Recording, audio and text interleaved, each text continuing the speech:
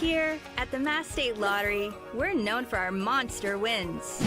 But there's no bigger win than the $1 billion we provide each year game. We know that supporting local businesses and helping communities is how we all win. Because at the lottery, we're all playing for the home team. The Mass State Lottery. Welcome to the state of winning.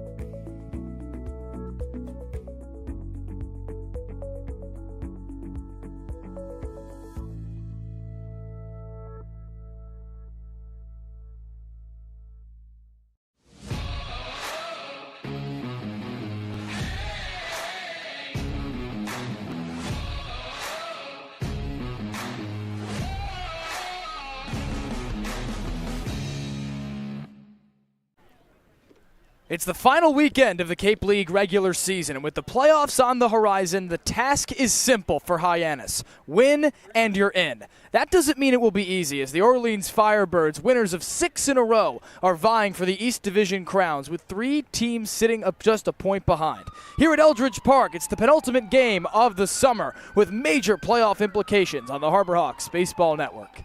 Folks, how lucky are we? Welcome Diamond Side to Eldridge Park for Game 39 of the Cape Cod Baseball League season with Max Schwartzberg. I'm Giovanni Collada. Max, despite a walk-off loss last night, Hyannis visits Orleans tonight still in control of its playoff destiny. I like the way that you say control because, yes, there are some contingencies on Falmouth's performance, but as you mentioned, the Hyannis Harbor Hawks win tonight. They're in the postseason. If the Falmouth Commodores lose, they're in the postseason as well, but they're going to be trying to control their own destiny tonight. Of course, a win and you're in tomorrow versus Wareham, the final game of the season. You're trying to get that momentum going. But there's also a couple different ones that could get into the mix. You know, if Falmouth ties and wins the next 2 and Hyannis loses twice, Falmouth would win the tiebreaker because of winning percentage. But the bottom line is Mitch Carricker, he's talked about it all season long. He's focused on what's in front of him. This game, the next pitch, the next at-bat. They're not thinking about all that. They're thinking about winning a ball game. And Coach Carricker certainly doesn't want it to get to that. But in this critical spot, he's calling on one of his day one guys who's just recently emerged as a starter with the baseball.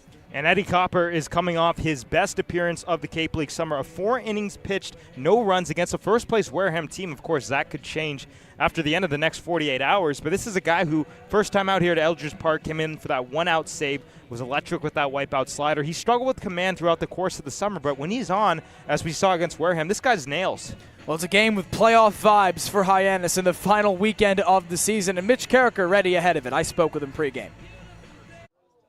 Giovanni Collada with manager Mitch Carricker ahead of Hyannis and Orleans. Coach, a win tonight clinches a playoff berth for your team. In these sorts of spots, do you let the guys do their thing, or do you tell them what's at stake? No, I think they know. I don't really need to tell them. They pay attention. They understand kind of where we're at. And, I just want to play free, have fun, play hard for one another, and, don't do anything different just because it's a game that means something. It's still baseball. We still need to play good baseball and just have fun with it.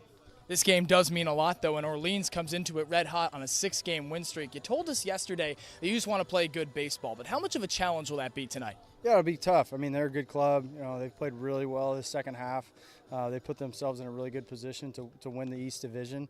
On the other side, we're fighting to get in, and so it should be a really competitive game. A lot to play for on both sides, so it should be fun. You've got a competitor on the mound. Eddie Copper delivered arguably his best outing of the summer 6 days ago. What can he carry from that performance into tonight's start? Yeah, I think for Eddie, just do exactly what he did. Throw the ball over the plate, let our defense work. If he can get multiple pitches for strikes, I like our chances. But for Eddie, don't try to do too much. Just trust everything behind him, and he should be fine. Hyannis and Orleans meet for a 4th time this summer with major playoff implications. Coach, thanks for your time. Thank you. Guys? Well, Max, you heard Mitch Carricker say this Orleans team on a roll, and they'll present a very big challenge tonight. Well, they say pitching wins championships. In this case, it might win them the division here in the East. Of course, the East very close in terms of who's going to be the top dog. And the last time the Harbor Hawks were here on June 27th, they were the bottom feeders of the East Division, largely because the pitching faltered. Last time they played these Orleans Firebirds about 2 weeks ago, team walks per nine right around 5. They've dropped that over an entire walk to 3.7. That ERA has slipped below 4. They have been nails on the mound. 38 strikeouts over the last 6 games, or 4 games rather, for the Orleans Firebirds, a team that was at the bottom of most of the Cape League rankings, as you mentioned, Max. And since July 11th, its last day in last place in the East Division, it has surged ahead. Comes into tonight on a 6-game heater. And for Eddie Copper, Mitch Carricker called him a competitor in the pregame interview, Max. And that's exactly what he showed last time with a couple strikeouts of his own. And Eddie Copper has dealt with a lot of adversity this season, and a little bit in that Wareham game, a couple calls that didn't go his way, did walk 2, and he was honestly really good inside the strike zone, but then there's frustrating calls. Guys are hitting you. He's got more hits than innings pitched this summer. That's tough for your confidence, and as Mitch Carricker said, I'll have to agree with him. Copper's a guy who wants to come out here on the mound. He's going to be transferring to Charlotte from South Carolina to prove something. He wants to prove his ability, and he's looked great this summer. Mitch Carricker's got a lineup tonight that wants to prove it can clinch the playoffs and make tomorrow meaningless. A couple of guys in that lineup, Dayton LaChance and Charlie Bates, spoke with our Ava Fernandez and Ethan Wax pregame. Ava Fernandez alongside Dayton LaChance from Oklahoma, and Dayton has been rotating this season throughout being catcher and designated hitter these past few weeks. Dayton, what kind of changes when you become a designated hitter and you see that on the roster down there? Is there something that switches in your at-bat?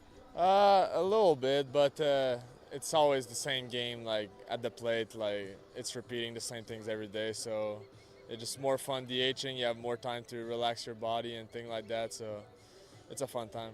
Yeah, and I know you said that you learned English to come down here. Your first language is French. What has kind of been the challenges in learning that down here? It was mostly the school, like the verbs and things like that, writing it, reading it. It was not easy at the start, but I mean, everything around the baseball helped me learn the language, so it was a fun time. Yeah, and how do you say "Go Harbor Hawks" in French? Allez Harbor Hawks. Ali Harbor Hawks. Hopefully we can get a win tonight. Thank you, Dayton. Back to you guys. That's good. Diamond side here with Charlie Bates. And Charlie, why do you think the team continues to struggle with runners in scoring position? I think it's just getting a little too big in the moment, and I think it's just going to come down to staying small and getting the job done, getting the next guy up. And who do you think is the team rather would like to play in the playoffs, Bourne or Wareham? I think both teams are pretty good. We've had good history against Bourne, I would say. I'd say that's probably the team we'd want to match up with going forward, yeah.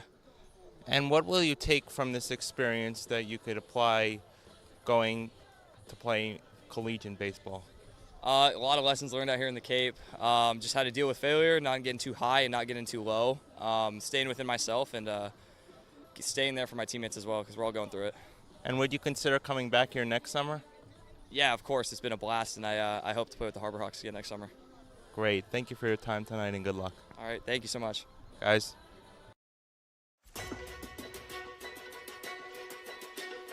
I think, Dean, they're allowing you to find your own success and your own true independence.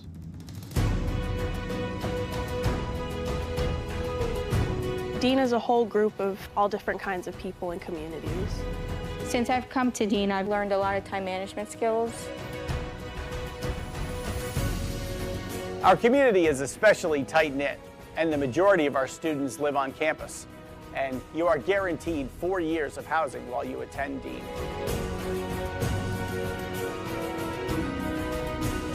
Dean is just full of opportunities for you to embrace, to welcome, so you can change yourself to who you want to be and form your career for the future. So go through that, all right? Think that way.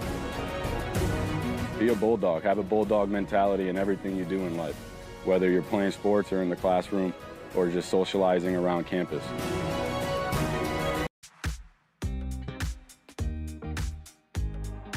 When it comes to delicious food, the best place to start is with great appliances. And Cam Appliances is your one-stop shop for any budget with brands like Thermador, Viking, Bosch, GE, and so much more. Cam Appliances, sales, delivery, installation, and service in the heart of your home with locations in Hyannis, Nantucket, and Hanover.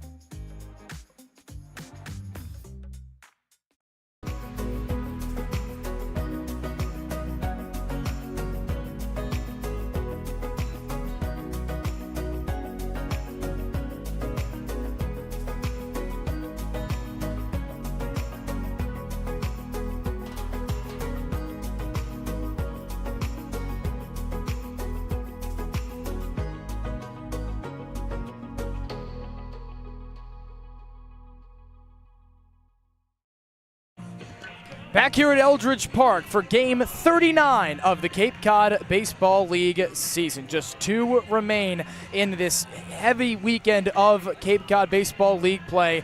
Playoff scenarios run amok, but Hyannis focused on one thing tonight, winning. Because if it does that, it is in the postseason for a second consecutive year under Mitch Carricker. Unlikely they'll take home a second straight West Division title in the regular season, but making the playoffs feel like a momentous victory given the way Hyannis slumped through the month of July. It can patch something together. Once you get to the playoffs, anything can happen. Let's see how Mitch Carricker lines him up before this critical game. Center fielder Owen Prince out of VMI leads it off once again after only getting a pinch-hitting appearance last night. Garrett Larson makes his debut for Hyannis out of Yale. Rising junior playing for the first time, batting second. Ryan McKay's been a mainstay in the lineup, second baseman batting third. Gabe Camacho cleaning up. He had a ball hit very hard in the late stages of the last night game. He is back at first base. Dayton LaChance DHs as he plays in his third straight game. He caught last night. He bats fifth. Jake Schaffner's the third baseman batting sixth. Charlie Bates in the seventh hole, the shortstop, followed up by Devin Mitchell in right field. Brody Briggs, the catcher for Hyannis, and Brady Fox, the lefty for Orleans, goes up for a pitching staff that has been lights out, Max. And it's been the control, getting ahead in counts and first pitch strikes, and we've seen a lot of that last night in Harwich. And Hyannis, we've talked a lot this year. It's almost as if they match their competition. Eddie Copper going to be looking to do the same thing, stay in the strike zone early and often, and then you're going to be in a good position. For Brady Fox, rising sophomore at UMBC, he's making up for Orleans this season. This, though, his first start. He's just got 3 innings pitched this season. Hasn't allowed a run yet in a couple of that very few amount of appearances for Orleans. He last relieved for the Firebirds in the 8th inning against Cotuit just 2 days ago. Gave up a leadoff single, but credited with the hold after retiring the next 3 batters in a row. Owen Prince strides to the lefty box. First batter of the game for Hyannis. Lefty Brady Fox atop the bump for Orleans in white uniforms with black sleeves. Hyannis in orange on gray. First pitch. Lifted foul over the plate and out of play at 6:29, a minute early here at Eldridge Park. It's a beautiful sunny day in Orleans, Massachusetts, 70 degrees. Prince ready for an 0-1 offering. Fox looks for his sign from the windup, puts the mitt to his face, now fires. Prince launches it into right center field. Anthony Potestio jogs towards the alley and makes out number 1. Prince flies out to start the game, and that makes a debut for Garrett Larson out of Yale. Larson activated just yesterday, did not get in against Harwich, a walk-off loss for Hyannis. A 2-year starter at Yale, making a very critical debut here on the Cape. Left fielder swings it from the right side. And Brady Fox nods for his sign from the windup. He comes home and fires a strike on the inside corner with a fastball, 0-1. Yesterday we saw a lot of righties in the lineup for Hyannis. This one it's a little bit more spread out. It's got a good string of lefties. The best left-handed pitching hitting team on the Cape. Fox delivers. Slashes the 0-1 to third on the ground. Ryan Kucherak picks up the roller and fires to first for a quick out number 2. Brady Fox, a rising sophomore at UMBC and a native of nearby Hockessin, Delaware, right on the Pennsylvania border. The lefty played in 14 games for the Retrievers this season, started 10 of them, 37 1/3 innings. He amassed an ERA of 8.92. That ballooned by a couple of multi-run starts at the end of the season. The lefty second baseman Ryan McKay digs into the back of the box. First pitch. Breaking ball floats inside and clips for strike number 1. He's looking really good on the mound with different types of pitches. He's got the fastball working. He's got the off speed. Still no score here in Orleans, just as the top of the first between Hyannis and the Firebirds. Fox with the glove at his face, kicks and fires. Breaking ball drifts beneath the zone, and McKay leaves it off for the first ball of the count. Prince flew out to right. Larson grounds out to third in his first Cape League at-bat. And the stalwart Ryan McKay looking to keep the inning alive with 2 outs. Skips the next pitch into the catcher Ryan McDougall. Springs out of his crouch and hands the ball to home plate umpire Michael Chuckerman. Anthony Brunetti's at first, Joe Caraco at third. Nobody on and 2 out for McKay, rising junior out of Michigan State. Digs into the back of the lefty box, and Fox comes home. Floats a fastball inside, and McKay turns out of the way.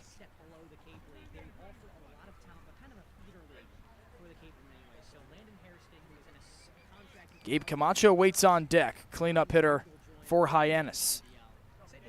3-1 count upcoming to McKay. The pitch, swing and a miss. He's ahead of the fastball that time, and it runs the count full. Interesting to see him that early, and might see an adjustment from Brady Fox reading the swing. Comes set from the windup, takes a breath, unloads. 3-2, grounded in through the gap and into right field for a base hit. Ryan McKay's done that quite a bit recently. That's his 3rd straight game with a hit, and it's a 2-out single here in the first. And they were shifting him to go the other way. Second baseman Tyler Myatt was shaded more towards the shortstop side, still on the second base side of the bag. And McKay, honestly, kind of a rollover, but you can't knock him on it. You got to hit them where they ain't, and it's a 2-out single. Gabe Camacho steps in, coming off of a 1-for-4 performance yesterday with a single in the 4th. McKay on first and 2 out. First pitch sails high at the letters for ball 1. Brady Fox switches from the windup to the stretch with the runner on first base. Got a quick couple of first outs here in the first, and then allowed that 2-out single to McKay. Still no score between Hyannis and Orleans. Major playoff implications at stake. The lefty Camacho digs in. Brady Fox looks at McKay and fires a pickoff move there as McKay scampers back in time.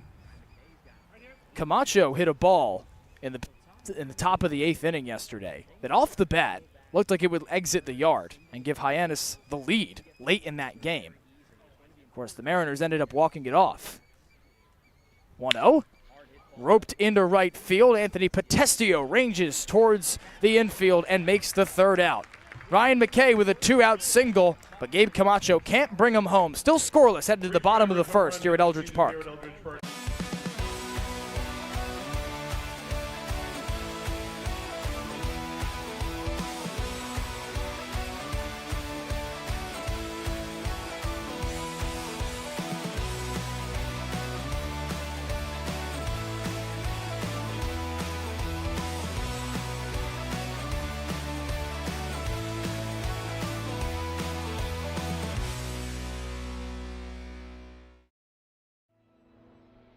Your future begins at Dean College. Make a difference. Leave your mark. Break the mold.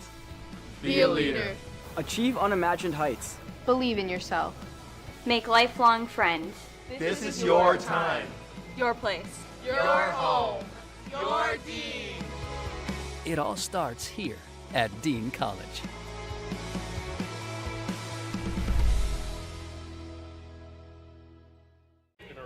Bottom of the first here at Eldridge Park. Brady Fox faces one above the minimum as Ryan McKay steals a 2-out single. Gabe Camacho strands him. And here's how the Firebirds, in first place in the East Division, line them up for a game that they desperately have to have if they want to keep that top spot headed into the postseason. Tyler Myatt makes his debut tonight, a highly acclaimed he starts his 9th game in just 9 games, only a recent addition. He has been a mainstay for Orleans since he's gotten here, and the second baseman leading off once again tonight. tonight. Elijah Iquez has been here since day one for Kelly Nicholson. He bats second. Robbie Levy, the DH, bats third. Dawson Bryce, a former Harbor Hawk, bats fourth and plays first. Anthony Potestio in right field batting fifth. Ryan Kucherak at third batting sixth. Javar Williams in the 7-hole and the center fielder. Ryan McDougall, the catcher, bats eighth. And Landon Hairston makes his debut in left field and bats ninth.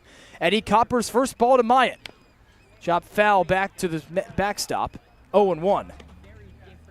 For Eddie Copper tonight, it comes off what could be his best outing of the season. 4 innings at Wareham on Sunday, 5 strikeouts in a scoreless outing. His 0-1 dips beneath the knees of Tyler Myatt to level the count. Myatt, a rising redshirt sophomore and the JUCO Player of the Year at Walters State Community College in Tennessee.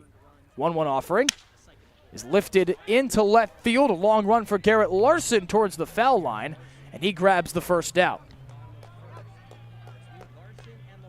Myatt on his way to Tennessee after one of the more impressive JUCO seasons in recent memory. We've seen some really good ones from the Harbor Hawks. Dayton LaChance, 21 home runs in 66 games, but good to see Copper staying on the outside part of the plate right there and induce the weak contact.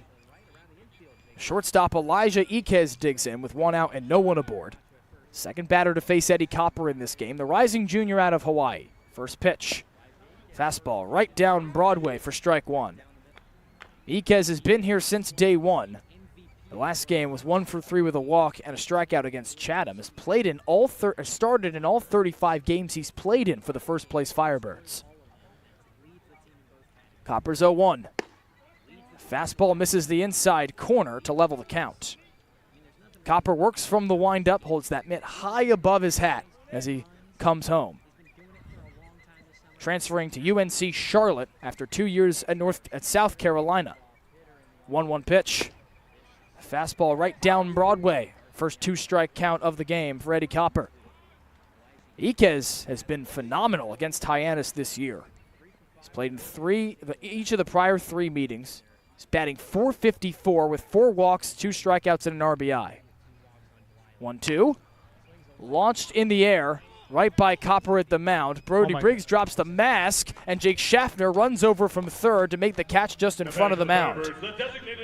Well, it looked like it was going to head for no man's land right there, and good for Jake Schaffner to take charge because Brody Briggs kind of looked at Eddie Copper, and Eddie Copper looks right back at Briggs, and then Schaffner comes in like Superman to make the catch. Saw a couple of balls yesterday get lost in the lights at Harwich.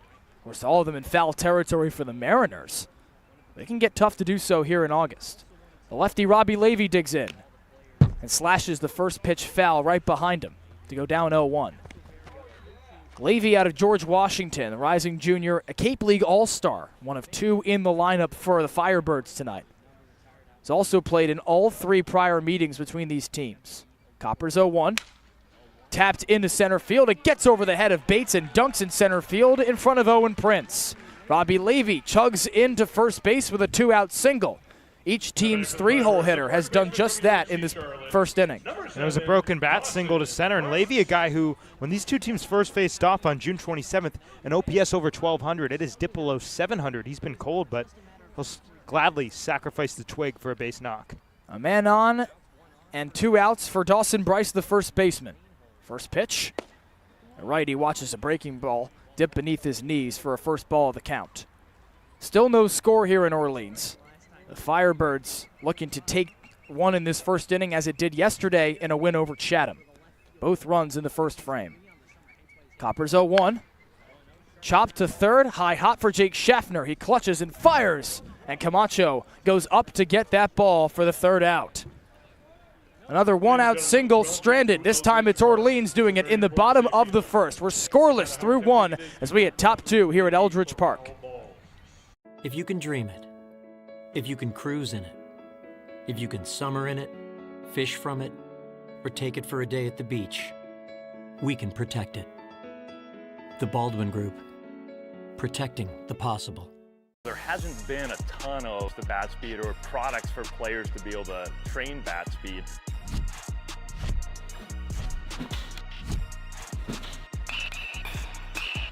You can improve your bat speed and reach your goals working 10 to 15 minutes a day on this a couple of times a week. That's a no-brainer for every player.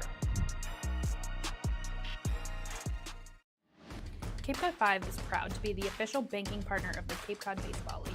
Cape Cod 5 offers a broad range of financial products and services tailored for every stage in your financial journey. Reach out to us. We're here to help. Top of the second at Eldridge Park. Brady Fox, the lefty for the Firebirds, faced one above the minimum as he stranded a 2-out single from Ryan McKay in the top of the first frame. So still scoreless after Eddie Copper for Hyannis faces one above the minimum as well. And now 5, 6, and 7 due up for the Harbor Hawks as they search for a playoff berth. It's win and you're in for Hyannis tonight. Of course, many Harbor Hawk fans likely scoreboard watching the Falmouth game. If Falmouth loses as well, the Harbor Hawks result becomes insignificant as the Hawks will automatically qualify for the Cape League playoffs. The DH, Dayton LaChance, going to start it off for Mitch Carricker in this inning. Righty, lefty, righty, as the catcher turned to DH at least recently. Incoming transfer to Oklahoma. LaChance digs into the back of the box. The back line, 6'4", 240 pounds for Dayton LaChance. The lefty Brady Fox kicks and throws. And his first pitch is high at the letters for a first ball of the count. Fox, rising sophomore at UMBC. This only his first start on Cape Cod and settled in quite well with that first inning. Works to the third base side of the rubber. From the windup, he deals. And bat, and squats into his crouch. He's down 0-2 to Brady Fox. He takes a breath, now fires. Breaking ball dips beneath his knees, and Schaffner leaves the bat on the shoulder. 1-2. Schaffner missed 8 games with a wrist injury after he was hit by a pitch at Gov Fuller Field against Falmouth on June 24th. And since then, he's got 5 extra base hits, as opposed to 0 prior to that. 1-2. Tails outside, and Schaffner's level the count. Schaffner only pinch hit bats. 2-2 offering. Fouled back into the netting. This affair between Hyannis and Orleans in Game 39 of 40 in this Cape Cod Baseball League regular season slate. Schaffner digs in, a lefty-on-lefty matchup. Fox has his sign. He fires it. Breaking ball chopped towards the dugout on the first base line. And Schaffner stays alive. Schaffner, one of 3 qualified hitters for Hyannis, along with Ryan McKay and Jake Schaffner, and Charlie Bates. Schaffner's at the plate, Bates is on deck. And Fox in a 2-2 count offers and fires inside to run the count full. He's going to the fastball, the breaking ball, and the changeup. So Schaffner getting a dose of everything. Full count to Jake Schaffner, nobody on and 1 out. Brady Fox has his sign. He takes a breath from the windup. He offers it. And Schaffner golfs one high and deep into center field. Javar Williams ranges in and gloves a second out.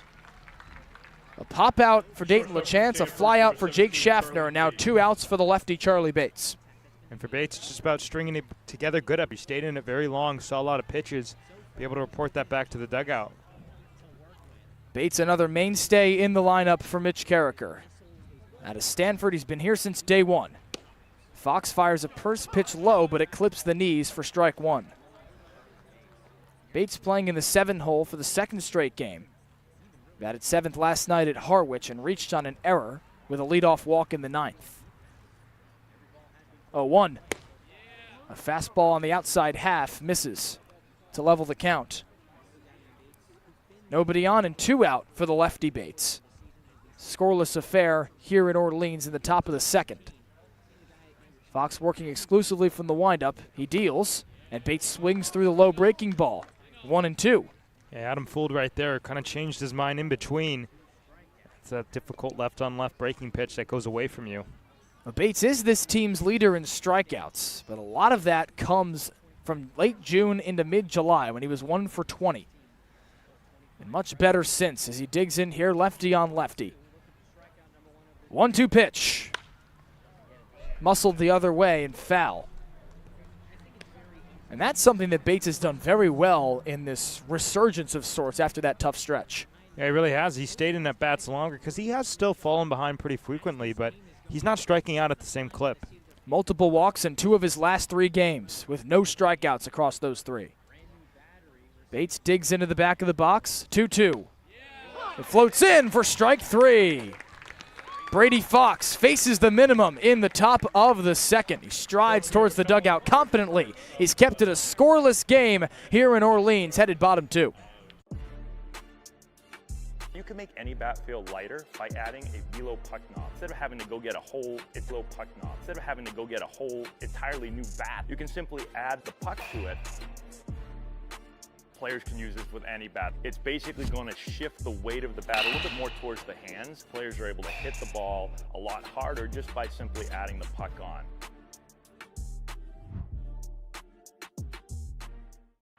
Here at the Mass State Lottery, we're known for our monster wins.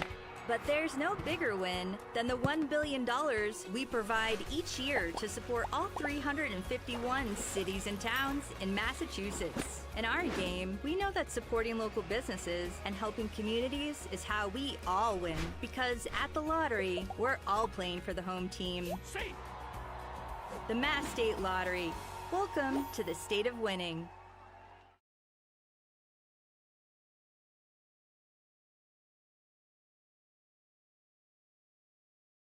Season, and 5, 6, and 7 are due up for Kelly Nicholson and the Firebirds as they seek to make Brady Fox's face of the minimum in the top of the second count. This is a Firebirds team on a 6-game win streak, and it's come with a lot of close games, but that pitching staff can dominate. And what's been important is that their ability to jump ahead early in counts, and that's what we've seen tonight from Brady Fox. And even when he has fallen behind, he's worked pretty deep into the at-bats, and that's why Orleans as a whole over these last couple weeks have just been on fire. Offensive stats haven't been picture perfect despite the success. In the last 7 days, Orleans is just 7th in the league in batting average. But over that span, Orleans is first in ERA, has allowed the 2nd least hits, and leads the league with the least runs allowed over the last week, just 4. Whereas the next closest team, Brewster, has allowed 16. Firebirds have vaulted into first place in the East. The lefty, Anthony Potestio. His first pitch outside from the righty, Eddie Copper, to start the bottom of the second. Potestio batting 5th, playing right field for Kelly Nicholson today. A 1-0. It's lifted foul over the backstop. 1-1. Copper faced 1 above the minimum in his first inning of work. Fly out, a pop out to begin the frame, and then Robbie Levy's 2-out double stranded by a ground out to third from Dawson Bryce. 1-1. Lifted high in the air into shallow left field. Garrett Larson ranges towards the foul line and gloves out number 1. And Eddie Copper is a competitor. Mitch Carricker said it before the game. He falls behind 1-0 in this at-bat, and he goes right back to the strike zone. And maybe something changed in that Wareham game because ever since then, he's been pretty confident in his abilities with all different types of pitches. Copper stretched 4 innings 6 days ago against Wareham. Season-high 5 strikeouts in the win. First pitch to Ryan Kucherak. Fastball that locates on the outer part of the zone for strike 1. Kucherak, the third baseman out of Northwestern, batting 6th tonight, batting righty while playing third base. 0-1. Sliced foul down the first base line, 0-2. Kucherak, another day 1 player, yet has not played against the Harbor Hawks in 3 prior meetings between these teams this season. Has started 15 games of the 19 he's been here for with Orleans. 0-2 fastball, just misses high at the letters.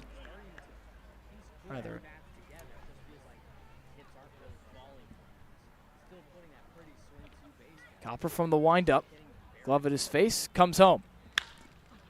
Lifted foul down the first base line. Devin Mitchell jogged that way, giving chase, but it drifts out of play, and count remains 0-2. For Copper, going to Charlotte out of South Carolina, his last 2 starts, even though he allowed runs against Brewster on the 21st, have featured 4 or more strikeouts. 0-2. Swing and a miss, strike 3.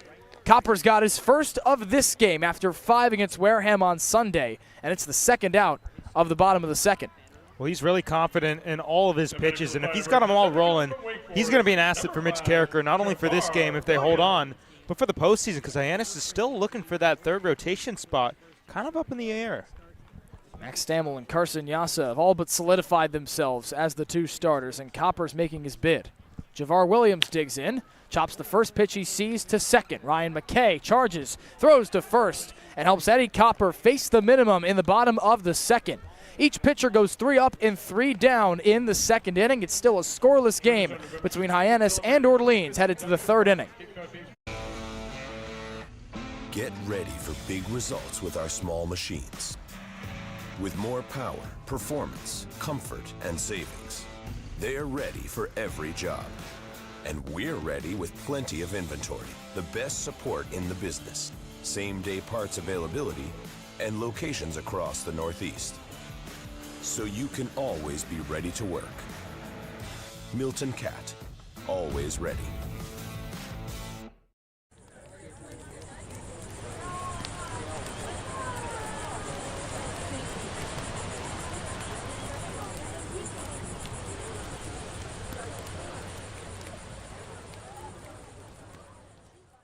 If you can dream it, if you can cruise in it, if you can summer in it, fish from it, or take it for a day at the beach, we can protect it. The Baldwin Group, protecting the possible. Time for the top of the third here at Eldridge Park. It's still a scoreless game between Hyannis and Orleans. Firebirds first in the East Division, just a point above the other 4 teams that have all qualified in the East, or other 3 teams rather, Harwich, Brewster, and YD, all just a few points behind the Firebirds. Meanwhile, Hyannis fighting for its postseason life tonight, but win and you're in for the Harbor Hawks here at Eldridge Park tonight. Max, we knew what this Orleans pitching staff was, and Brady Fox has done a remarkable job for them so far. Well, just the 1 strikeout through the first 2 innings, but I am very happy with the way that the Harbor Hawks at-bats have gone, because not a lot of first pitch quick outs. They've been going deep into counts, and that's going to pay off going forward, because the more pitches you're seeing, the more comfortable you're going to feel in the box down the line. It's 8-9-1 due up for Hyannis in the top of the third, beginning with the right fielder, Devin Mitchell. He swings it from the right side and faces Brady Fox for a first time. The lefty shakes his first sign, from the windup, delivers, and throws a breaking ball inside, misses the corner for ball 1 to Mitchell. Mitchell playing in back-to-back games for the first time since he first got here to Hyannis on July 11th against these Firebirds. 1-0. Ripped to third on a hop. It gets by and into left field. Mitchell chugs into first base with a leadoff single to begin the third. Well, putting the ball in play is valuable, and Mitchell, a guy in his first game of the season against these Firebirds, popped a home run. He sees his pitching staff well. Had a couple good swings last night, and he's right on the gun. Had the sound of a broken bat flare, but it was ripped down the third base line. Ryan Kucherak watched it ricochet off of his glove on the high hop and trickle into left. Brody Briggs, the catcher, digs in with a man aboard and no one out. Fox switches to the stretch, looks at first and fires. And Briggs flares this down the third base line. It's a spinner. Brady Fox picks it up, fires to first in time for the out, and it moves Mitchell to second base. Well, it was just right off the end of the bat. He cued that one. Nice hustle from Briggs. Kind of works as a sack bunt in that sense. Of course, won't go down as that in the scorebook, but Hawks moved 1 to scoring position with less than 2 outs. A swinging bunt and a productive out. Now a man in scoring position for the first time for either team here in the top of the third. Still a scoreless affair, and flip the order for Owen Prince, the center fielder. Lefty on lefty, Brady Fox from the stretch. Glove at his belt, he comes home. A fastball over the middle, it's fouled back by Owen Prince onto the highway. Mitchell's leadoff single, his second consecutive game with a hit. He singled in the 4th of last night's game at Harwich. Fox is 0-1. Fastball sails high, and Prince levels the count. Prince flew out to right field to start the game, playing in his 4th straight game without a hit in each of his last 3. Rising senior at VMI. 1-1. Muscled towards short. It gets by Elijah Iquez and into left field. Mitchell gets the turn. He chugs in safely. Owen Prince holds up at first base with an RBI single. And Hyannis strikes first here in game 39. Well, that's an inside-out swing right there, a breaking ball that kind of straightened him up. Almost a delayed swing, and Owen Prince, you know he's going to beat it out regardless. That gets by Elijah Iquez. Hyannis on the board early. Muscled the other way. A breaking ball into the lefty from Brady Fox, who has allowed his first run of the season in now 5 appearances for the Firebirds. This is first start. The left fielder Garrett Larson digs in, and Fox spins a throw, a pickoff move to first base to check on Owen Prince. 1-0 Hyannis in the top of the third. Still just 1 out. And Larson digs in for a second time after a ground out in the first inning. First offering from Brady Fox sails way high, springs the catcher Ryan McDougall out of his crouch for a first ball. Garrett Larson making his debut today. Was activated just a day ago. A rising junior out of Yale, did not play at Harwich. 2-year starter for the Bulldogs. 1-0. Launched into center field. Javar Williams trots to the alley and gloves a second out. Well, Hyannis starting to put up some better at-bats against Brady Fox. Seeing a lot of balls getting filled up in the strike zone, and they're turning it around. That one just didn't find any green grass. Fox faced 1 above the minimum through his first 7 batters, then allowed the leadoff single to Devin Mitchell to begin this frame. And Owen Prince stands on first with the RBI single that's given Hyannis the 1-0 lead. 2 outs for Ryan McKay, the lefty second baseman. Takes a first pitch strike with a fastball on the outside corner, 0-1. McKay had a single of his own in the first inning. Reversing a stretch, at least in recent weeks, keeps up a 3-game hit streak. He's regained his production of late, and it's coming at the exact right time. Second pitch fastball from Fox drifts outside, 1-1. And it just shows that throughout the Cape League summer, guys are going to go through stretches. You got to ride out the hot streak. Ryan McKay at 1 point of batting average at .390, but still very productive, very prolific hitter for Mitch Garricker. Rising junior out of Michigan State. A level count, 1-1. Fox is offering. Off goes Owen Prince, the runner. It's cued foul back to the on-deck circle on the third base side. And Prince has to go all the way back. 1-2 to Ryan McKay. Well, Prince has blistering speed along the base paths. We even saw it a bit in that RBI single where he took the wide turnaround first to get to second, but was eventually brought back. Prince was 3rd in the country with 46 steals for VMI. Off he goes again on 1-2. Throw down from McDougall. Digs into and he's safe. Elijah Iquez, the shortstop, came over to cover and trotted towards the line as though he got him to end the inning. Instead, it's a 3rd steal of the season for Owen Prince. The throw definitely beat him there, but he had a really nice slide. Got the hand out of the way. For a guy that steals 60 times, he's got to be so comfortable doing just that. And he's got to get on base as well, and that's what he does at a high level. It's not only the speed, it's the slide. It's the understanding of where the fielder is with his the ball in his glove. Man in scoring position with 2 outs for McKay at the plate. 2-2 count. Brady Fox looks at second and comes home. Lifted high in the air to right field. Anthony Potestio treads towards the infield and gloves the 3rd out. But Hyannis strikes first off Owen Prince's RBI single. 2 hits, 1 run, no errors, and 1 man left on base. It's a 1-0 game headed to the bottom of the 3rd. And Ethan Wax joins us for more. It was deja vu for the Harbor Hawks last night as the bats went ice cold during the biggest moments, as the team went just 2 for 13 with runners in scoring position, in the process stranding 10 runners in the loss to Harwich. It seems like the breakout game against Bourne, when the Hawks scored a season-high 12 runs, was ages ago. In the 6 games since, the Hawks have averaged less than 3 runs per game and have hit a league-worst 7 for 52 with runners in scoring position. The inability to get key hits late in games led to last night's loss, as the Hawks left the bases loaded in the 9th and a ghost runner on second with no out in the 10th. The Hawks have scored a total of just 6 runs in the 7th inning or later in the last 6 games. The team has averaged just 3.5 runs per game since July 1st and has scored the fewest runs in the Cape Cod League this season. But there is hope.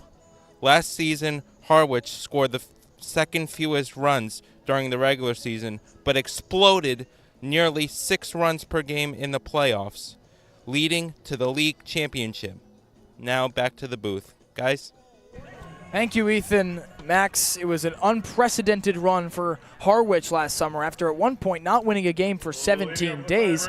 Hyannis didn't quite get that bad, but it did experience a rut in the middle of July, and just off anything can happen. Yeah, exactly right, and it's whoever's the hottest. Hyannis can get started on a heater, and all of a sudden, nothing matters. It's a new season. Bottom 3 for Eddie Coppa. Ryan McDougall watches a first pitch from the righty dip below his knees for a first ball of the count.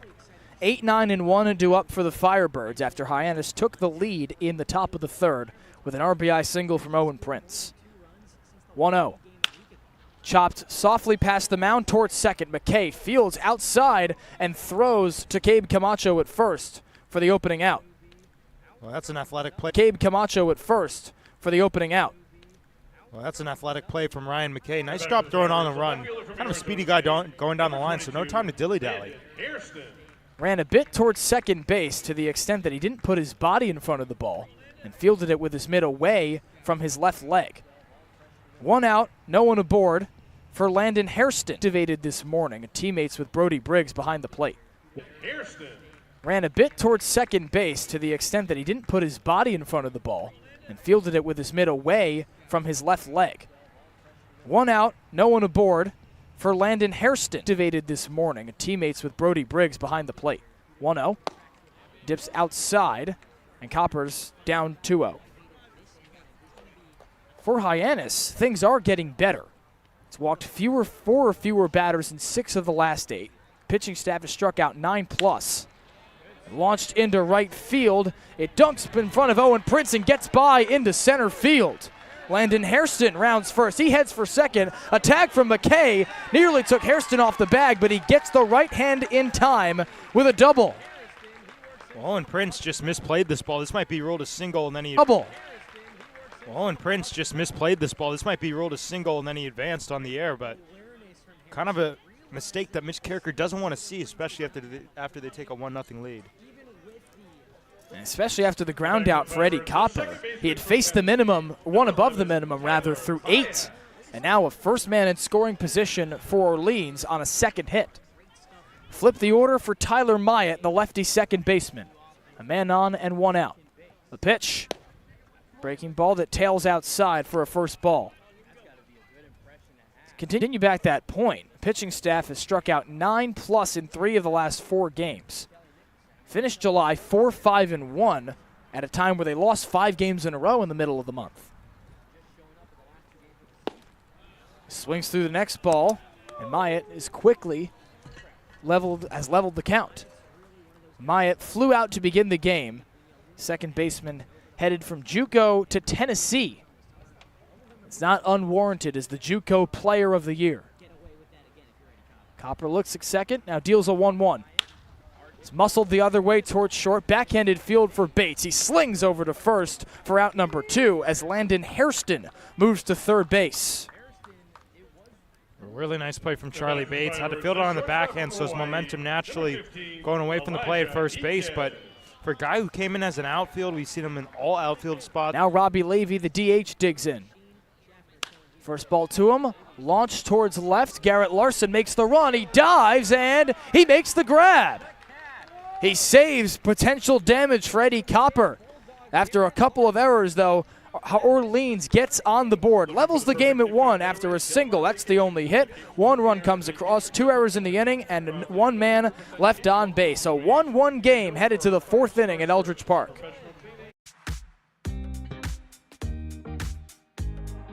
When it comes to delicious food, the best place to start is with great appliances. And Cam Appliances is your one-stop shop for any budget with brands like Thermador, Viking, Bosch, GE, and so much more. Cam Appliances, sales, delivery, installation, and service in the heart of your home with locations in Hyannis, Nantucket, and Hanover.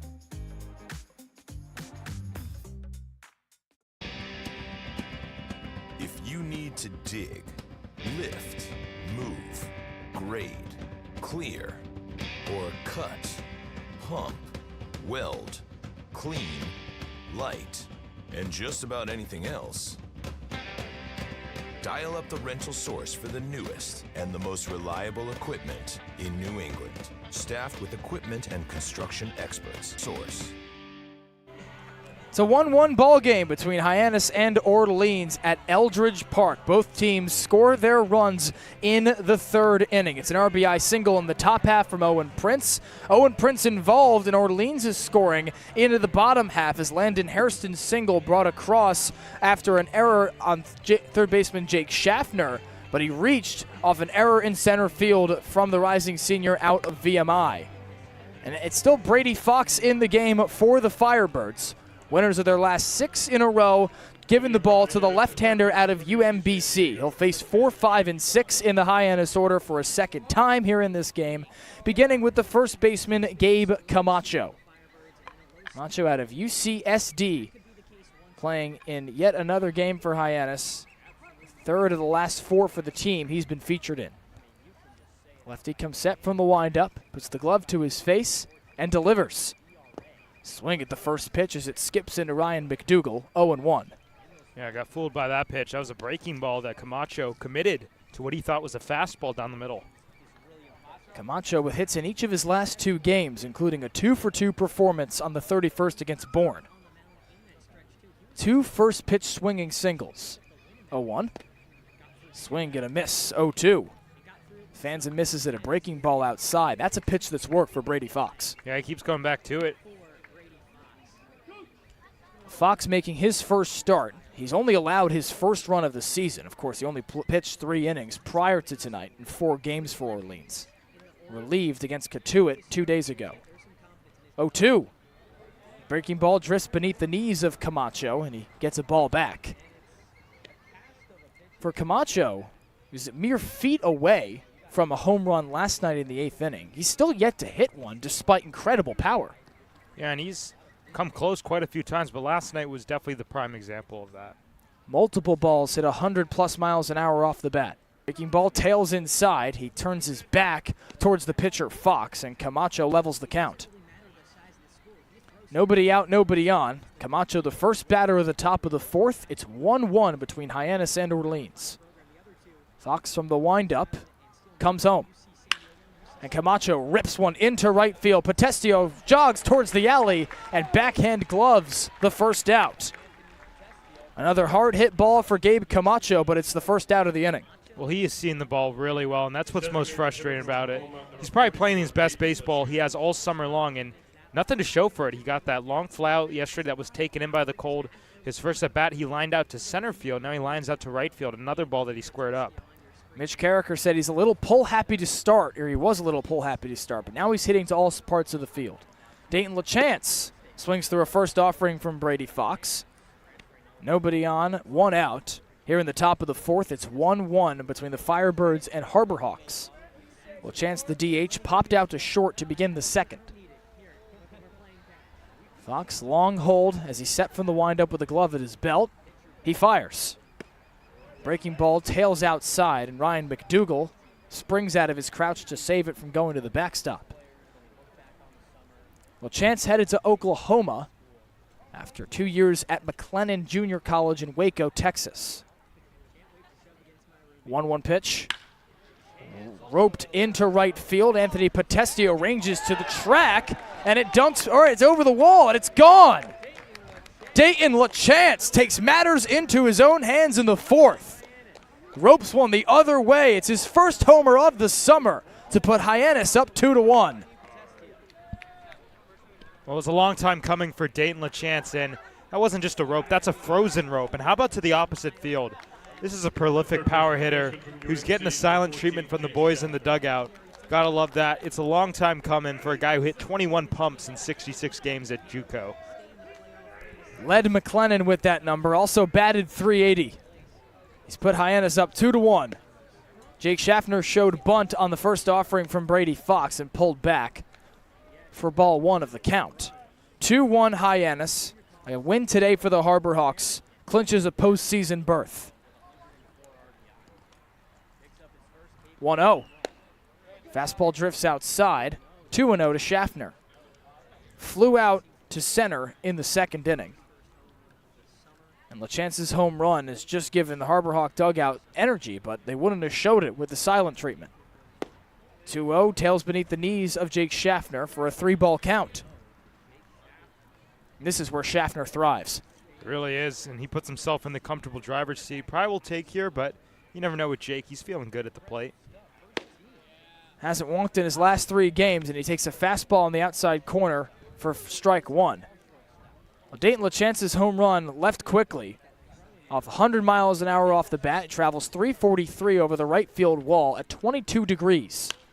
Schaffner skies the 3-1 foul and out of play to push the count full. That thing had somewhere to be. Yeah, it was. I've honestly never seen a ball hit that hard to the opposite field. But that's just the power of that guy we mentioned, 6'4", 240. Built like a truck.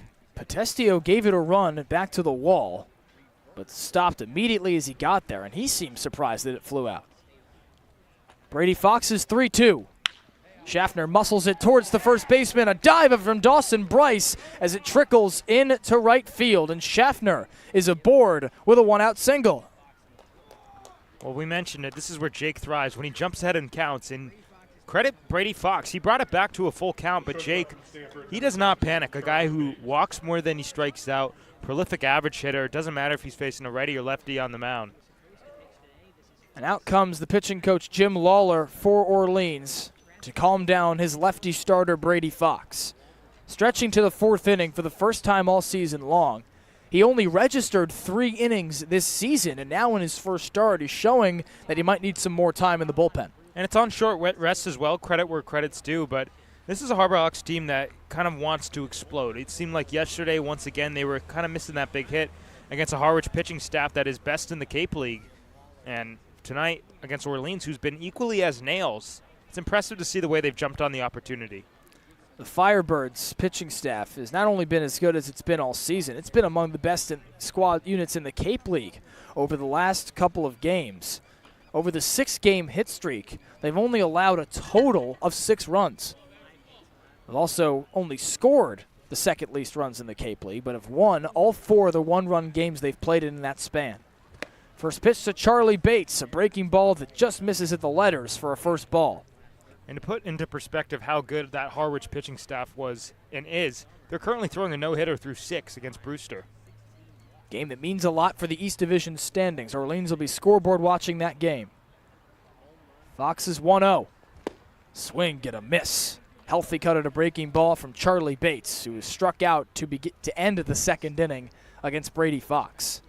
Dayton LaChance's home run here in the 4th has given the Harbor Hawks the lead. 2-1, it leads Orleans.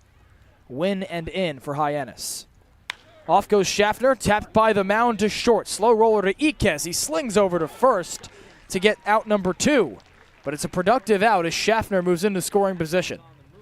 Really nicely executed hit and run for Hyannis. And if they're doing the small things right, playing a little bit of small ball, that's exactly what a team like this could thrive on. A team that, honestly, the identity shifted from the prolific offensive powerhouse that we saw in June to a team that's got to scrape together runs. But if they could do it like this, doesn't matter how attractive it is. If you're getting runs, that's all that matters. Man that scored the first run in the top of the 3rd. Devin Mitchell digs into the back of the box. And from the first base dugout, the manager for Orleans, Kelly Nicholson, emerges and walks towards the mound. This could signal the end of the day for Brady Fox. And indeed, he'll point to the bullpen and bring in a new arm.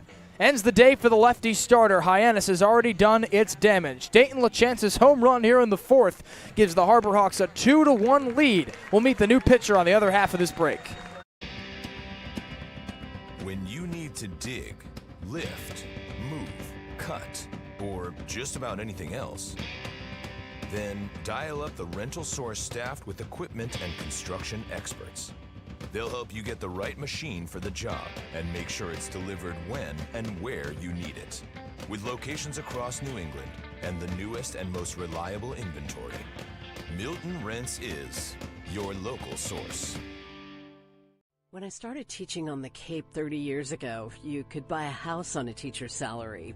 But today, teachers, public safety officers, healthcare and hospitality workers, the people who make the Cape work, are struggling to find homes they can afford. And I really worry about the kids who will follow us. I think it's time we learn to do better. If housing on Cape Cod matters to you, join us at capehousingmatters.org.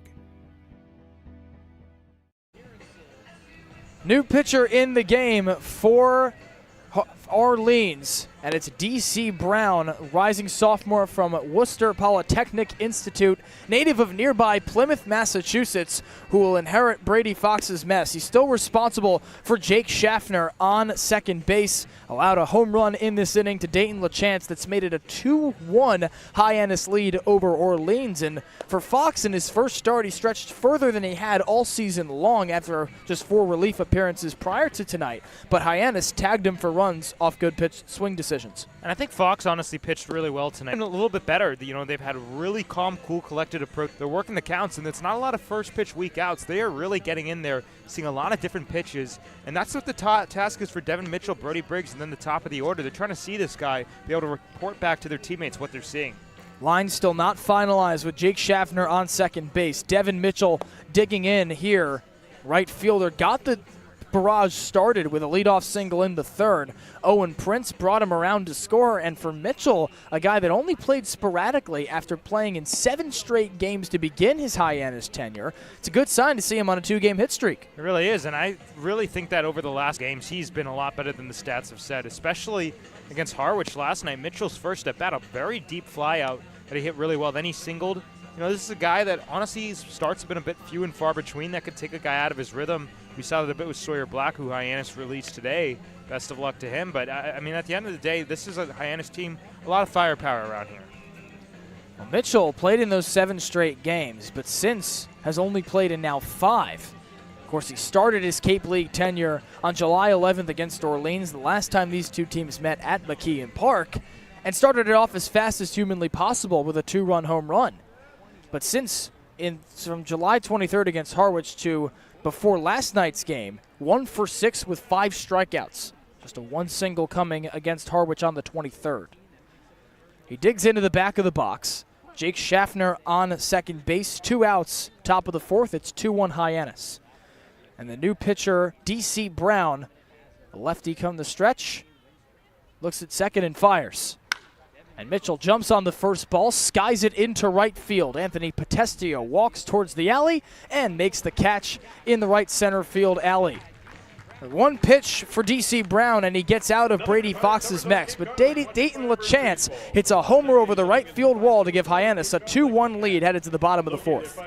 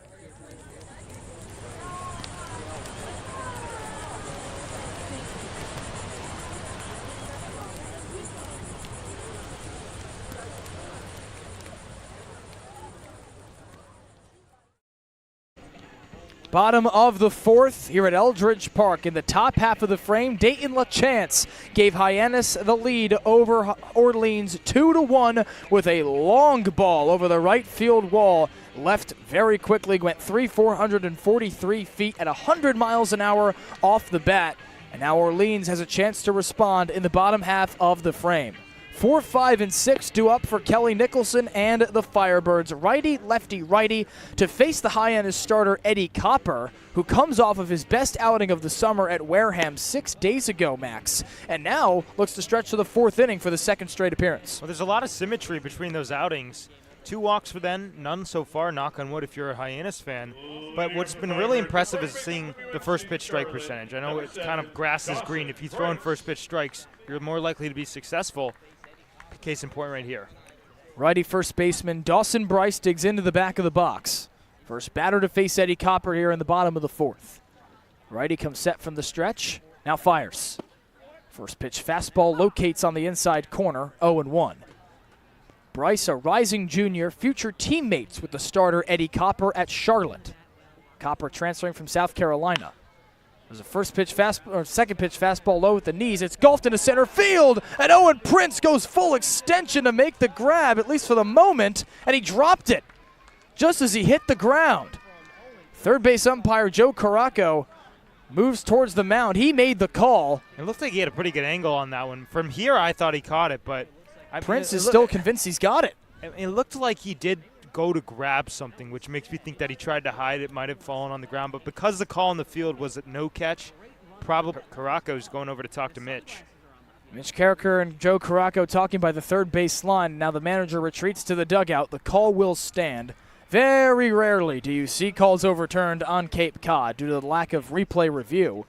The umpires doing all they can as they all talk about it. Michael Chukerman, the home plate umpire, with Anthony Brunetti, the first base umpire, along with Caraco, just a shade in front of the mound. It was only the second pitch of the at-bat to Dawson Bryce, and a Herculean effort from Owen Prince to sprint as he was shaded a bit towards the track. Had to come all the way in, just on the third base side of the left center field alley. And this is a long review, and I think the longer it goes, the more Hyannis fans could get a little bit more confident, because it doesn't usually take that long. And Owen Prince gets it. Wow. They win the argument, and indeed, he is awarded with the flyout. And here comes Kelly Nicholson, as expected. He's protesting the fact that without a second look, a conversation wouldn't move the needle all too much. And I think Nicholson has a good gripe to be that it was not a catch, and as you mentioned, there's no replay review on the Cape.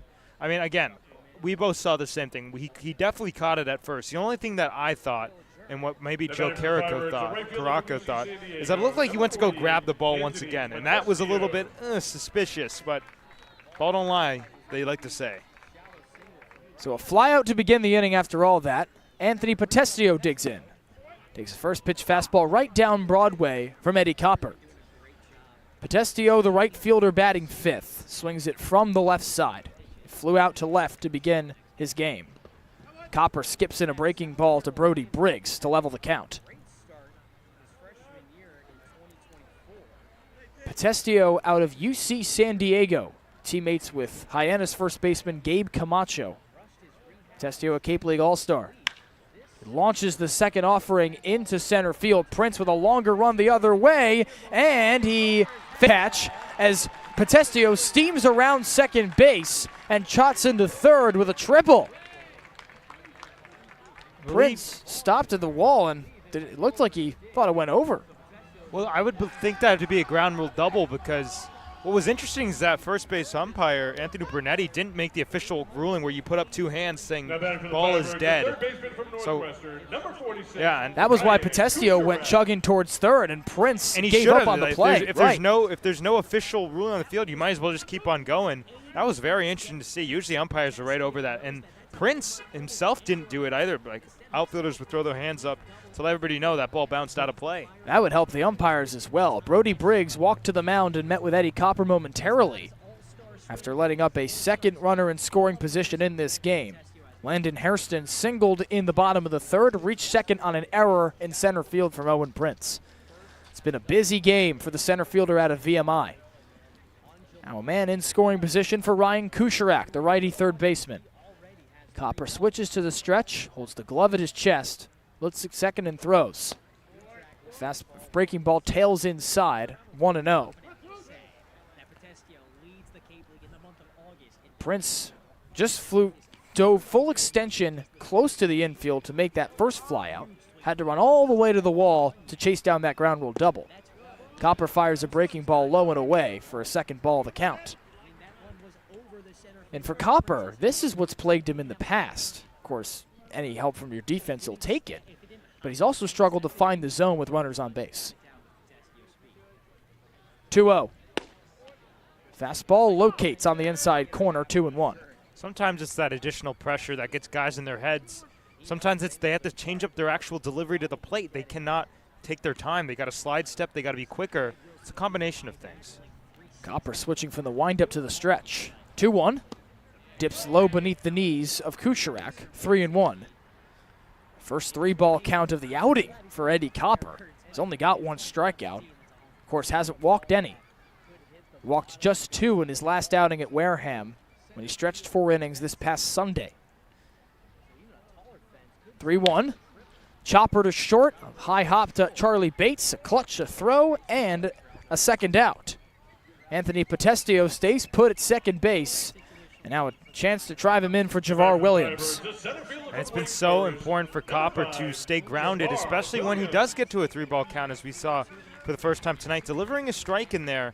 And it was hit pretty hard. You got to give credit where it's due to Kucherak. But a nice play by Bates nonetheless. Javar Williams, the lefty center fielder, digs in after a ground out to begin the game. 2 outs and Potestio on second. 2-1 Hyannis here in the bottom of the 4th. Copper's first ball skips into Briggs. Off goes Potestio as it trickles to the backstop, and he takes third base with ease. The runner moves 90 feet from the tying run here for Orleans. It's a pass ball for Eddie Copper. Wild pitches have plagued Hyannis really throughout the entire season, especially as the calendar turned to July and we sit in August. Something that if they do hold on and make the postseason, that they're going to really want to clean up, because that is just one of the biggest killers. Grounded over the head of Copper to the second baseman McKay. Underhand flip to first base to end the frame. Eddie Copper strands a runner on third base after a ground rule double. Got some help from Owen Prince on a full extension dive to begin things off, and Hyannis takes a 2-1 lead into the 5th here at Eldridge Park.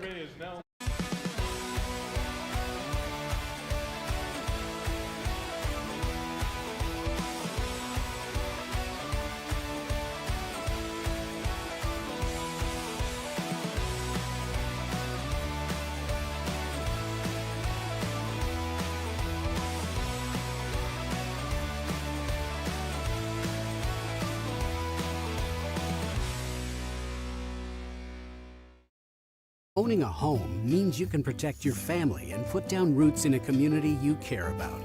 It gives you a place to celebrate the joys of daily living and be together during tough times.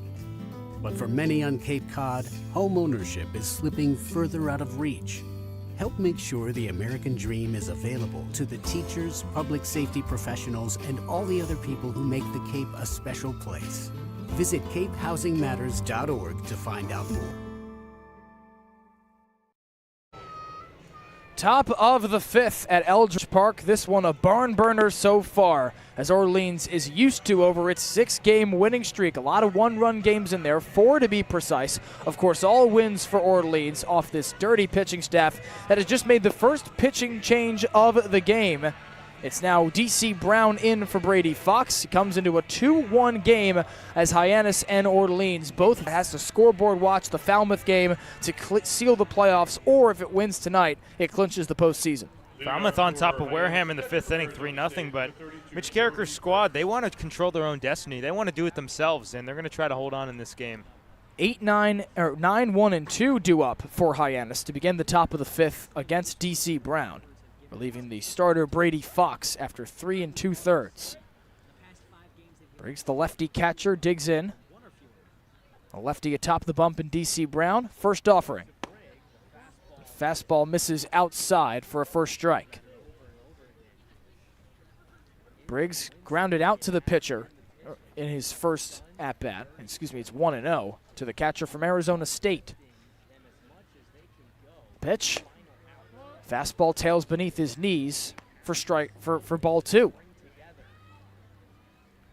Beginning to darken here at Eldridge Park. The lights just flickering on as the sun sets over in the direction of the first base foul pole. From the windup, D.C. Brown kicks and delivers. And Briggs scoots out of the way of a fastball inside, 3-0. And he's going to have to be taken all the way here. You're the number 9 man, a 1-run game. All you need is base runners with a speedy top of the order on deck. If you're a betting man, bet he's going to take this pitch. Owen Prince with a stolen base in this game waits on deck. 3-0 to Briggs. Fastball dips low but catches the knees for strike 1. Brody not happy with that call. Talking with the umpire, and he's got a gripe too because he's been behind the plate. He knows that it has not been called a strike all night long. Briggs has walked at each of his last 2 games for Hyannis. 3-1 offering. Dips low, and there's another one here. Make it 3 straight with a walk for Brody Briggs, and it begins the 5th inning. And there's walk number 15 in comparison to 8 strikeouts for Briggs. That is really tough to do. It's already hard to get more walks than punch-outs. To do that as a catcher, I think that says a lot about how well he knows the strike zone. Interesting point you bring up, to go from behind the dish then to the batter's box with that knowledge. Owen Prince digs in, a man aboard and no one out. The lefty Brown fires. A ball low beneath his knees. Briggs dancing by the bag as it got away from the catcher Ryan McDougal. Even dropped the mask, but it keeps Briggs at bay as he recovered in time. Briggs knows a thing or two about making stops like that. He's made a couple of key stops over the last few games. Hyannis has got 2 matchups against the Braves in the games that Briggs has played. He's been alternating catching roles with Dayton LaChance, who DHs tonight. Prince ahead 1-0. The lefty digs in for a 3rd at-bat. And Brown gives him a ball as it looks like we'll get a balk coming on DC Brown. Didn't come set. Briggs jogs to second. It's a 3rd straight inning with a man in scoring position for Hyannis. And free passes for the Firebirds on the mound have been pretty few and far between during this 6-game winning streak. If you're Hyannis, you need to take advantage of that. 2-1 lead for the Hawks over the Firebirds. Bunt coming from Prince, caught on the fly by the pitcher DC Brown, and that is a huge first out of the inning to keep the speedster Prince at bay. Yeah, tough one for Hyannis right there. Looking to get Briggs to 3rd base and trying to bid for a base hit nonetheless as well. Garrett Larson digs in from the right side. He's got Brody Briggs on second after the leadoff walk. 1 out, just him aboard. 2-1 Hyannis here in the top of the 5th. Briggs dancing along the bag. First pitch. Nearly hits Larson off the knees, and it did indeed clip his right cleat. He drops the protective gear, chucks the bat towards the 3rd base dugout, and jogs to first with a hit by pitch. And Hyannis, this is where they want to put pressure on, because this is the part of the lineup you want with guys on base. You got the big guns coming up in McKay and Camacho, and LaChance who hit the home run. All 3 guys swinging the bat very well right now. McKay's got a single in this game. Camacho behind him has flown out to right twice on 2 good pieces of hitting. And Dayton LaChance roped the homer the other way over the right field wall. 2 on and 1 out. DC Brown's first ball. He takes it into left field, tailing foul, and it is indeed out of play. A long first strike for Ryan McKay.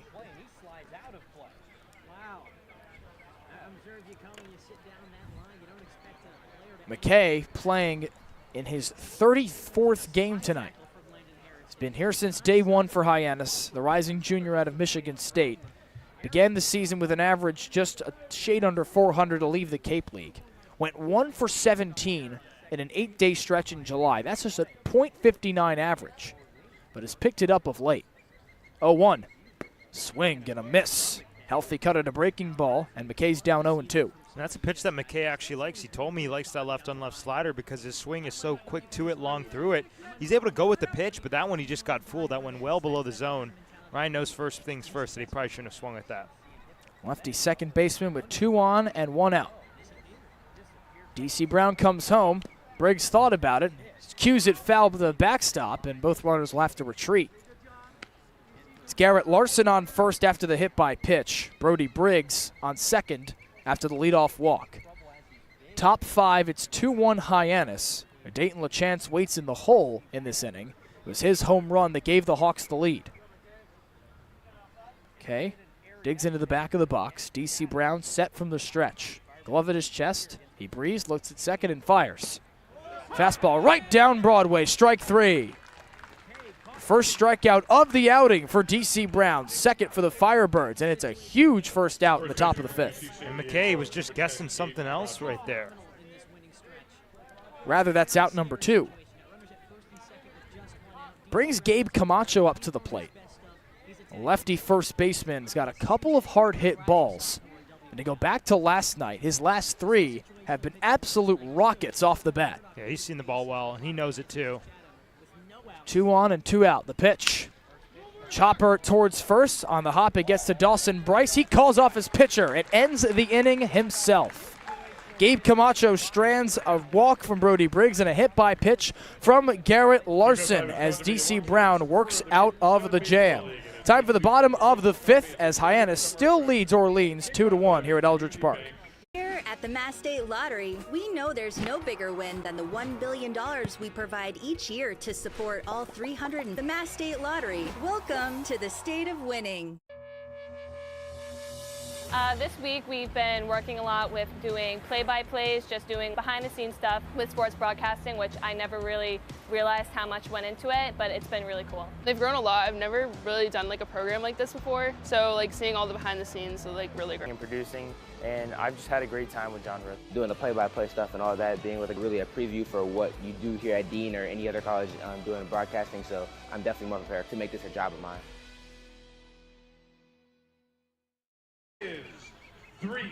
Bottom of the 5th at Eldridge Park. Eddie Copper going to stretch to the 5th inning for the first time all summer long. His last 4 appearances tonight. Firebirds bring a 6-game win streak into this one, and Eddie Copper has only limited them to one run, while his Harbor Hawks have the 2-1 lead. Yeah, and he's looked dominant on the mound, and what's been so important is that he's been jumping ahead of counts consistently, and when he has fallen behind, he stayed right where. Month of July that saw Hyannis jump from first in the West Division at 8-4-1 after a 7-14-2 month. It dipped all the way down as low as 5th at one point. It now sits in 4th, coming into the night, needing Falmouth's help to clinch a playoff berth if it loses this game. Commodores lead the Gatemen 3-1 at Spillane Field in the top of the 6th. Here at Eldridge Park, it's the bottom of the 5th. 8-9-1 due up for the Firebirds. First pitch. And Ryan McDougall takes a strike on the outside corner, 0-1. To the point about the walks, that specifically is cleaned up for Hyannis over the last 8 games. 0-1. Swing and a miss from McDougall. Hyannis has walked 4 or fewer batters in 6 of the last 8. Including just 3 walks last night and a walk-off loss to Harwich. 0-2. Fastball drifts outside, 1-2. Copper working faster than he did in those first 4 frames. Yeah, he really is, and he likes the tempo. He's go, go, go, go, go. Right back at it, 1-2. Swing and a miss, strike 3. There's K number 2 for Eddie Copper. Ryan McDougall K's up in 4 pitches for the first out of the 5th. Call me crazy. I know we've talked about it a little bit this season, but I'd argue Hyannis honestly pitches a lot better when they're not striking out that many batters. Because when they're striking out that many batters, they are just all over the place at the same time. But in games like this where he only picks up his 2nd K in the 5th, he's been dominant. Landon Hairston takes a first pitch outside from Eddie Copper to jump ahead 1-0. Hairston singled his last time up, advanced to second on an error in center from Owen Prince, and scored the first run. 0-1. Bit of a check swing, and Eddie Copper picks up a first strike of the count. Bottom of the 5th, nobody aboard, 1 out. 2-1 Hyannis lead over Orleans. From the windup, Copper comes home. Fires a fastball outside, 2-1. And for a Hyannis team that struck out as many as 18 batters in a game this season, feels backwards that without striking out, it plays better. 2-1, sliced into left field, a long run for Garrett Larson. He chases it all the way to the corner. Hairston stumbles around first base and chugs into second with a double with 1 out in the bottom of the 5th. Really impressive to keep that ball fair. That one's slicing off the left-hander's bat down the left field line, so tailing away. Nice job by Larson to clean it out. That's a tough pitch to keep fair, especially on a breaking ball. You think you want to rope that one pull side. No. He goes the other way with it. Impressive.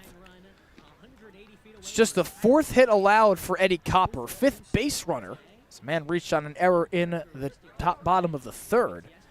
And now Orleans flips the order, trailing Hyannis 2-1 here in the bottom of the 5th. Tyler Myatt digs into the lefty box. Second baseman is 0 for 2. Copper's first ball to him. A breaking ball that flutters in for a first strike. For Eddie Copper, stretching as long as he has all season, rather longer than he has all season long. Only let up 1 run in this game opposed to a scoreless outing at Wareham 6 days ago. Fires the 0-1 offering into the zone, and Myatt slashes it foul.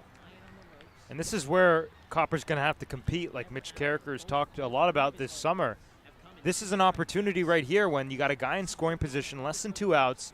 You've been shoving all day, but all of a sudden you're facing that adversity.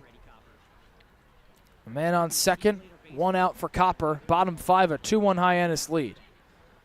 1-1. Chopped towards second. McKay charges, gloves, and fires over to first for out number 2 as Hairston moves to third.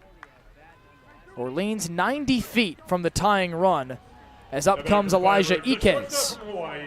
Number 15, Elijah Iquez. Iquez has been here in Orleans since day 1. Rising junior at Hawaii. He's played in all 4 games against Hyannis with a .454 average on 5 of 11. It has only reached on an error in this game. First pitch is roped down the third base line. It stays fair. And it'll bring home the Orleans runner for the moment as Iquez chugs into first ahead of a throw from Jake Schaffner. Made it all the way in foul territory, fielded with the backhand, threw across the diamond, and just a hair late to bring home the tying run. Bang, bang play at first base. That was really close, and unbelievable job by Jake Schaffner to even make that a close play. It was exactly as far as you could possibly get. Had to make a strong throw across the diamond. Iquez does his job with an RBI single. It's his 6th hit of the summer against Hyannis. Mitch Carricker emerges from the third base dugout and walks slowly towards the bump. A whole infield trots to the mound to meet Eddie Copper, who might have to give the ball to Mitch Carricker. Indeed, that will end his day. Eddie Copper stretches into the 5th inning for the first time all season long. Orleans has just tagged him for the tying run. He's still responsible for Elijah Iquez on first base. We'll meet the new pitcher at Eldridge Park after this.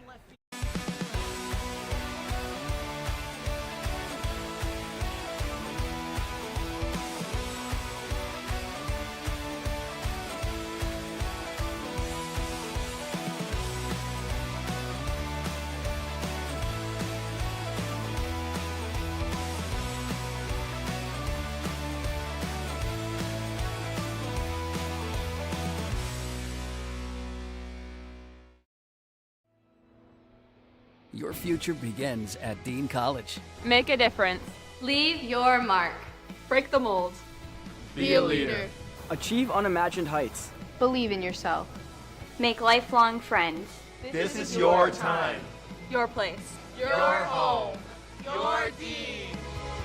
It all starts here at Dean College.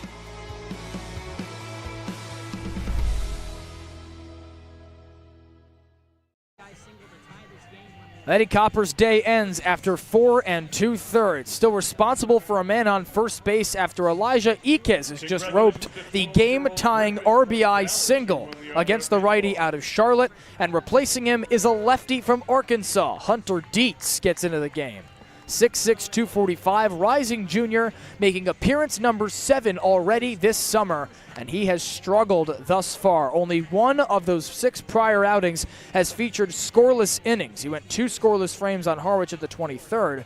Last time he pitched at Falmouth on the 30th, stretched 2 1/3, allowed only 1 run in a 13-1 loss for Hyannis. Walked 2 and struck out 1.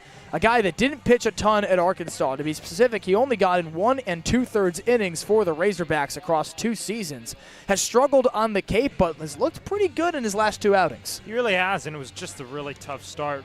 And a lot of the times he's given up a lot of runs, but not all of them earned. Inheriting runners, a couple errors in there when Hyannis had that streak of wildness. But he has been pretty wild as a whole. 10 walks in 10 1/3 innings pitched, that's just quite simply too high. And that's something that as we approach playoffs or just the end of the regular season as Hyannis literally fights for their life. That can't happen. Orleans has just tied up the game. We'll remind you of the situation entering tonight's game. If Hyannis wins, it has sealed its playoff fate. It is going to the postseason. While Falmouth needs to lose a game, and if Hyannis loses this game, to also seal it for the Harbor Hawks. But if Hyannis loses and Falmouth wins, like that score is at Wareham, where the Commodores lead the Gatemen 3-1, it will make Sunday very interesting as Hyannis has just taken Falmouth has just taken a 5-1 lead over the Gatemen. First pitch to Hunter Dietz.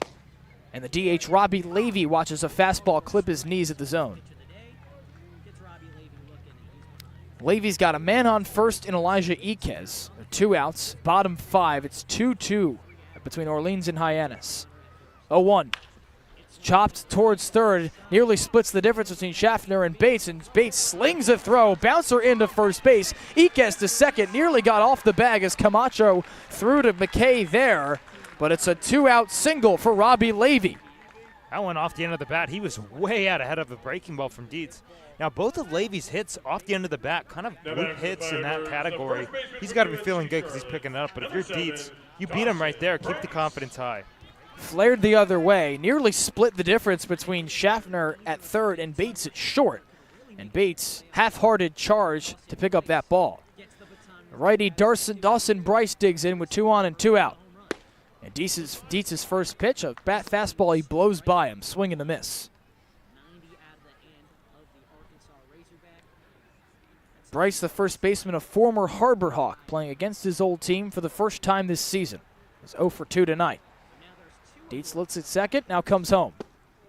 Another fastball, this one locates in the bottom right of the zone, and it's 0-2.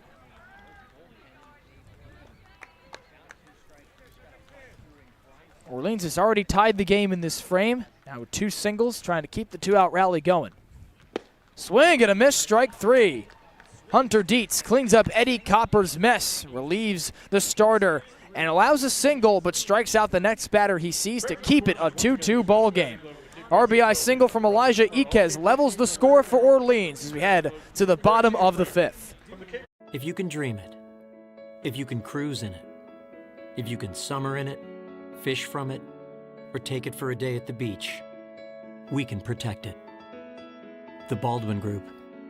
Protecting the possible. There hasn't been a ton of training when it comes to bat speed or products for players to be able to train bat speed.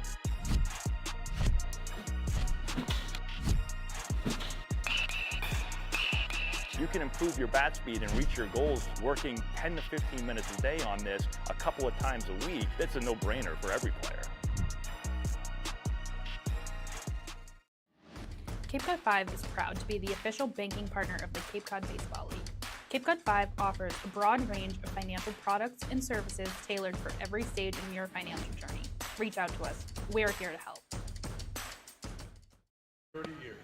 Bottom of the 5th at Eldridge Park. Orleans has just tied the game in the top of the 5th inning. Or it's the top of the 6th inning, excuse me. Scored on the wrong side of my scorebook here. And now it's still D.C. Brown on the bump for the Firebirds in relief of Brady Fox. And 5, 6, and 7 due up for Hyannis as it now has to scoreboard watch Falmouth Max and worry about its situation here. 2-2 deadlock tie here, but a 5-1 lead for the Commodores at Spillane Field. Yeah, they're battling. They're fighting for their lives. Jared Saltalamacchia, he wants to win. The Falmouth Commodores, they want to win. They're doing everything they can, and they're defeating a current first place Gateman team. It would make tomorrow very interesting for the Harbor Hawks if Hyannis were to squander this lead. Mean that the Gatemen, or squander this tie rather, mean that the Gatemen would play for first place while Hyannis fights for its postseason life. Righty DH Dayton LaChance digs in, the 5-hole facing D.C. Brown for a first time. Comes set from the windup. Now kicks and delivers. And it skips away from Ryan McDougall. Sprung out of his crouch, it tipped off his mitt to the backstop, 1-0. It was LaChance's home run in the 4th that gave Hyannis the 2-1 lead.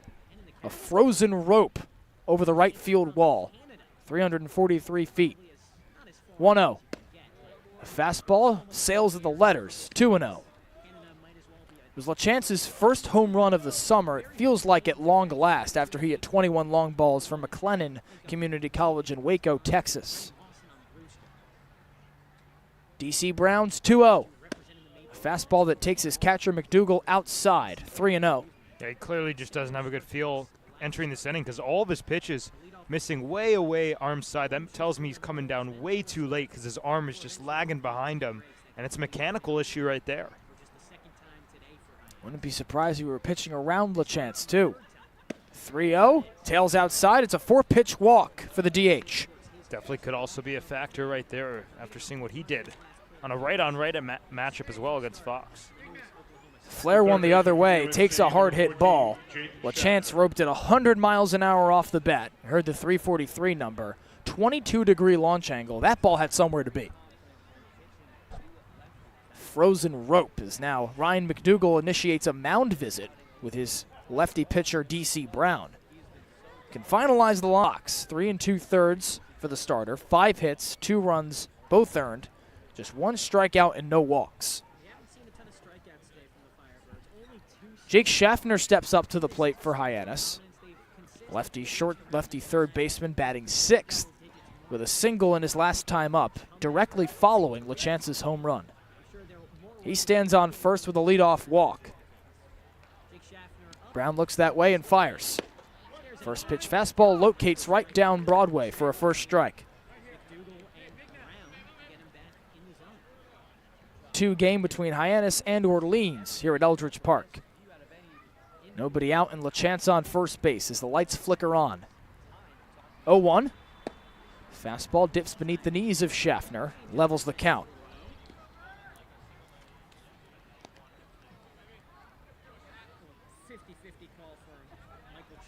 Not a surprise to see Schaffner with a hit in the 4th inning.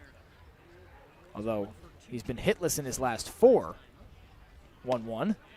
A fastball right down the middle for strike 2. Schaffner didn't love that call, but you can clearly tell that DC Brown's trying to pitch down in the zone for a potential ground ball right here, but Schaffner, a difficult guy to double up with the speed. Lefty twirls the bat towards the pitcher Brown, who comes set from the stretch. He deals. Dips beneath the knees of Schaffner. 2 balls, 2 strikes. He's a little bit all over the place now. 22 pitches, only 10 strikes, so about right around that 50% range. Coaches really want you to get up to 60 plus. This is just Brown's 7th appearance for Orleans after being activated in the beginning of July. Just 5 innings pitched. 2-2. Fastball on the corner, strike 3. Schaffner K's up looking. It's the 2nd punch out of the outing for DC Brown. 1 away. He goes right back to that pitch that Jake didn't love, and he's got words for the home plate umpire. But if he's going to get that call, he's going to go right back there, and Hyannis will take notes as well. Schaffner snapped a 4-game hitless streak, still 2nd on the Harbor Hawks with 22 hits entering the night. The lefty shortstop Charlie Bates with a man on and 1 out. First pitch. Fastball dips beneath his knees for ball 1. Bates knows a thing or two about difficult stretches. Was 1 for 20 from July 25th all the way up until the 6th of July at Brewster. 1-0. A fastball on the outside corner locates for strike 1. Dayton LaChance on first, 1 out in the inning. A 2-2 tie between the Firebirds and Harbor Hawks here at Eldridge Park in the top of the 6th. Brown peers in for his sign. Set from the stretch, he delivers. Fastball dips low and a nice stop from Ryan McDougal will keep LaChance at bay over at first. 2-1 to Charlie Bates, the shortstop out of Stanford. Bates has done a little bit of everything for Mitch Carricker, playing at shortstop, over at third, and all across the outfield. Tonight he's in his comfortable post at shortstop. 2-1. Tipped into the mitt of McDougal. He dropped it on the transfer, but it gets fastball that Bates wanted to drive because he struggled pretty mightily today with those breaking balls from left-handed pitchers. And if they keep it below the zone, and it's tough to tell the difference between a ball and a strike, wouldn't be surprised if he goes to that right here on the 2-2. A strikeout in the 2nd, ground out in the 4th for Bates. Digs back into the box. Brown comes set. Now comes home. Fastball right down Broadway, strike 3. Back-to-back Ks, both looking for DC Brown. And 2 away here in the top of the 6th. It's now back-to-back batters who have words for the home plate umpire. That one questionable in that outside corner, and looks like Nicholson might make a change here. Brown pitched just last night against Chatham for 1 inning, another 2 strikeouts like he has in this inning alone. And out comes Kelly Nicholson from the first base dugout to take the ball from the sophomore out of Worcester Polytechnic Institute. He'll leave Dayton LaChance on first base for whoever's next will meet the new Firebirds pitcher after this. You can make any bat feel lighter by adding a velo puck knob. Instead of having to go get a whole entirely new bat, you can simply add the puck to it. Players can use this with any bat. It's basically going to shift the weight of the bat a little bit more towards the hands. Players are able to hit the ball a lot harder just by simply adding the puck on.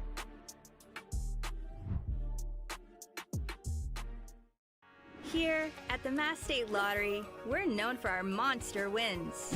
But there's no bigger win than the $1 billion we provide each year to support all 351 cities and towns in Massachusetts. In our game, we know that supporting local businesses and helping communities is how we all win. At the lottery, we're all playing for the home team. The Mass State Lottery. Welcome to the state of winning. Welcome back to Eldridge Park in the top of the 6th. Kelly Nicholson has just made his second pitching change of the game after DC Brown struck out 2 batters in this frame to follow up a leadoff walk from Dayton LaChance. The righty Colby Guy takes his place.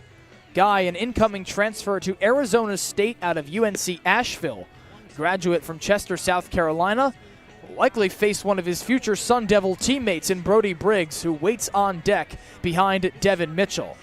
Guy making his first appearance since July 26th. He has pitched in 3 prior games for the Firebirds this year, has yet to allow a run in 3 innings of work with 3 walks and 1 strikeout. But he inherited the bases loaded at YD on the 26th. All 3 runs came across, but not on his register, and he came out of that outing unscathed. And it's those guys that you can lean on in high leverage situations. This is as high leverage as it gets. Hyannis fighting for a postseason spot. Orleans fighting to win their division and get home field advantage throughout the playoffs. Team that's already clinched, of course. And you go to a guy like this who you're comfortable with. You've got to put him in a big situation and a bottom of the order that wants to make some damage happen. The 8-hole Devin Mitchell steps up. The right fielder swings it from the right side. He's got Dayton LaChance on first base. A leadoff walk to begin the 6th. But 2 straight strikeouts looking for DC Brown. Have 2 outs on the scoreboard for Mitchell. The righty Guy works exclusively from the stretch. Now fires. Swing and a miss for Mitchell. Breaking ball went low and away, and Mitchell was way out ahead of it for a first strike. Mitchell 1 for 2 coming into the at-bat. A single in the 3rd, a fly out in the 4th. 0-1. Fastball to the same part of the zone and misses outside to level the count. He's throwing pretty hard, pretty firm right there, and trying to pepper that low and outside corner, which is always tough for a right-handed hitter on the right-on-right matchup. Mitchell digs back in, and Guy comes set. Glove at his belt. He delivers. Fastball tails inside. Mitchell turns his back to the pitcher. 2-1 the count. To bring up the clinching scenarios once again, Orleans already in the playoffs, but it cannot clinch the 1 seed tonight since Brewster plays at Harwich. 2 teams with 43 points to Orleans' 44. 2-1. LaChance thought about it over at first. A fastball locates for Guy. 2-2.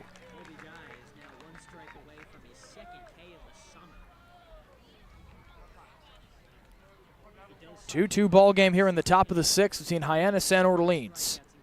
Mitchell looking to keep the rally alive. 2-2, roped foul down the third base line, and Mitchell stays alive. Yeah, good swing on a breaking ball that caught a little bit too much of the plate that Colby Guy wanted. And for Hyannis, it's about hitting the mistake pitch. You might only get 1 in an at-bat, 1 in a game, but if you make a count, as we saw with LaChance, that home run the other way, it can make a difference. Colby Guy hoping to face his future Arizona State teammate in the next inning. 2-2. Mitchell launches it towards left field. It tails foul at the last moment. and bounces over the other side of the third base line. He broke his bat as well. Shard of wood comes off the top part of the barrel, and Mitchell walks towards the third base dugout to get a new piece of wood. Now walks back towards the plate as Colby Guy sits there all the while just waiting. Mitchell with a hit tonight on a 2-game hit streak. Sporadic play time after he played in his first 7 games since arriving on July 11th. Righty on righty, 2-2. Breaking ball tails inside. Did it get a piece of Mitchell? It did indeed. Nicholson's going to come out and argue that he leaned into this one. But, I mean, Hyannis will take it, and maybe he won't. It's a second hit Harbor Hawk of the game. No rebuttal from Breaking ball tailed inside, righty on righty. Mitchell turned his back towards the pitcher for a second time in the at-bat, or rather the plate appearance.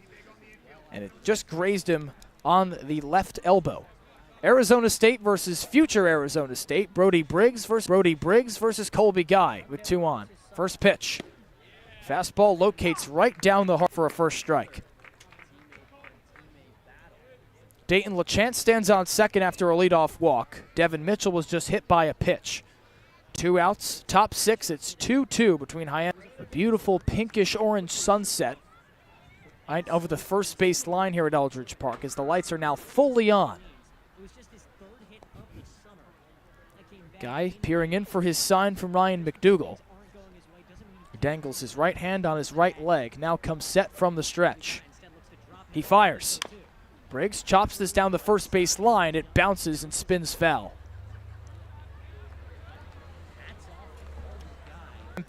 As the everyday catcher for ASU. Spent time behind graduate Josiah Cromwick. Briggs told us this summer that he's going to see more time, and that's why he stayed at the Cape since day 1 of the summer. He's got 2 on and 2 outs. The pitch sails high above the letters for a first ball.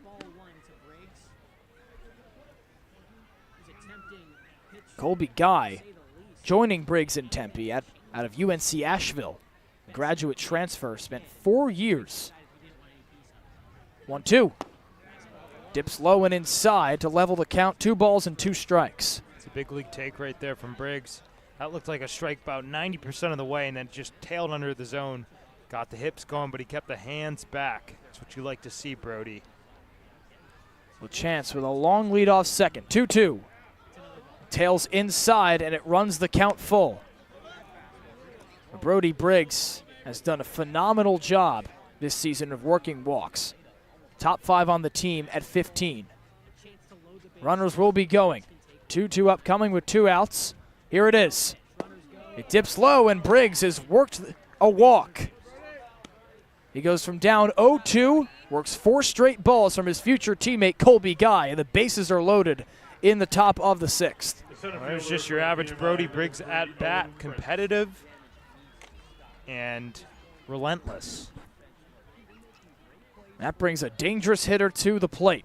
Already with an RBI single tonight, it's the lefty center fielder Owen Prince as Hyannis flips the order. First pitch. Prince watches a fastball right down the heart for a first strike.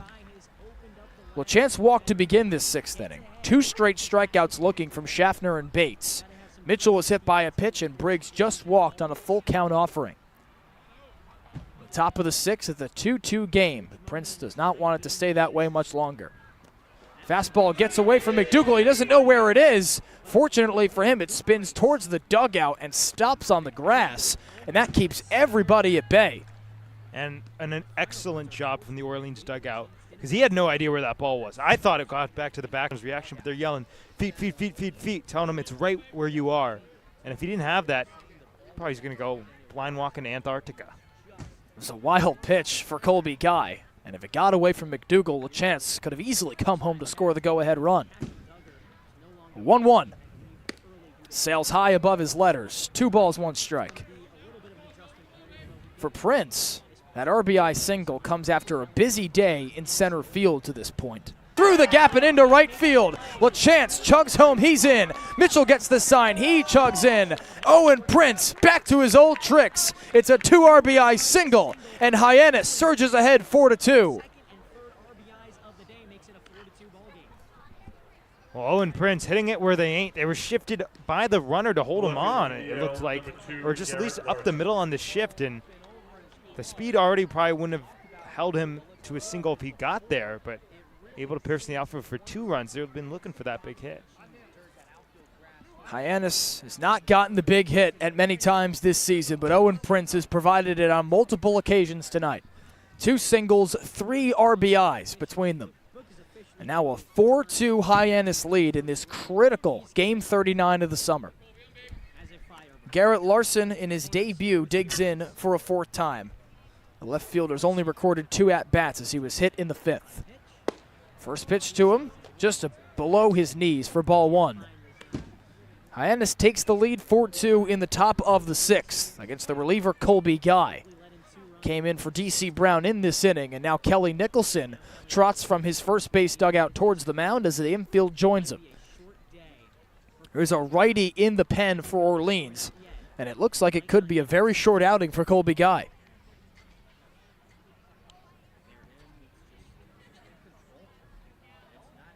Nicholson gets to the bump, just talking over with his pitcher and his infield. Looks like Guy will be allowed to stay in for the moment. It's Garrett Larson at the plate, the left fielder. A righty out of Yale, making his debut today. Owen Prince has changed the complexion of this game with his 2 RBI single. He stands at first. Still got a man in Brody Briggs, 90 feet from a 5th run for the Harbor Hawks. You're going to let him stay in this game as well? Colby Guy came into this game with only 3 innings pitched. Relieves D.C. Brown after 2 1/3 of his own. And appearance number 4 will lengthen just a bit for Colby Guy, but the leash still very short. Orleans can't clinch the top spot in the East tonight since Brewster plays at Harwich. If Orleans loses and YD wins, the winner of that game will sit tied with Orleans for first in the East. Pitch to Garrett Larson sails high as Owen Prince takes second unimpeded. Just walks into second for that matter. They're going for the guy at the plate. For a guy that stole 46 bases to go 3rd in the country at VMI this past season, that's got to be among the easiest he's ever had. 2 in scoring position with 2 outs for Larson. The pitch, a fastball right down the center of the plate for strike 1. 2-1 count to Larson, playing in a huge spot for his first game of the summer with Hyannis. Comes from the Danbury Westerners of the NECBL. 2-1. It's chopped sharply towards 3rd on a hop fielded by Kucherak on the infield grass. He nearly throws Bryce off the bag, but he keeps the foot down for out number 3. Hyannis takes a 4-2 lead off a 2 RBI single from Owen Prince. A 2-out rally pays off for the Harbor Hawks. And now Hunter Dietz trots back to the mound with a 2-run lead in the bottom of the 6th. Get ready for big results with our small machines.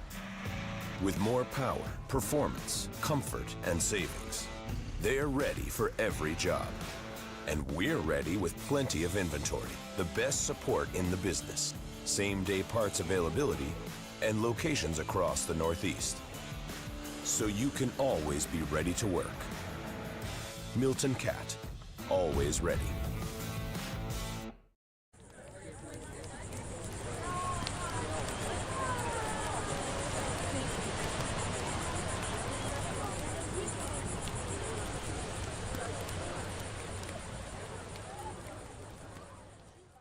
If you can dream it, if you can cruise in it, if you can summer in it, fish from it, or take it for a day at the beach, we can protect it.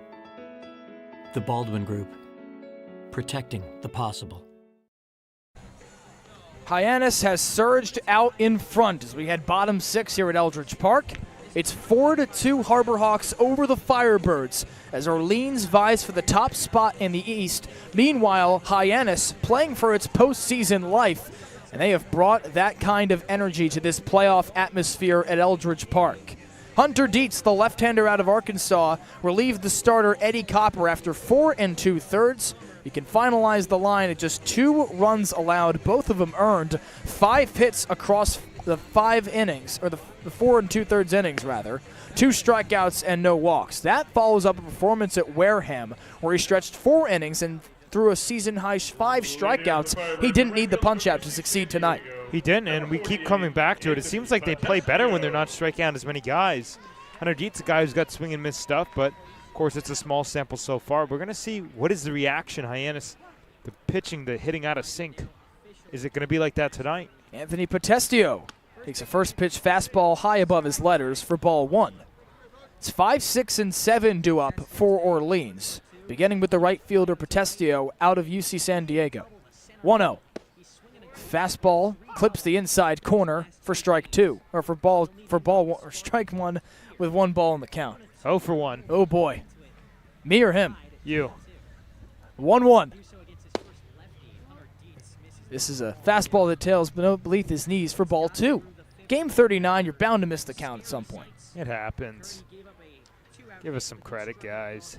2-1. Tails outside, 3-1. Hunter Dietz did not get a lot of run at Arkansas, and that's to put it lightly. Just 1 2/3 innings across his entire career with the Razorbacks. Fastball foul down the first base line by Anthony Potestio. The right fielder's got a double in the bottom of the 4th to go along with a flyout in the 2nd. A long ball that left the yard for a ground rule double in center field.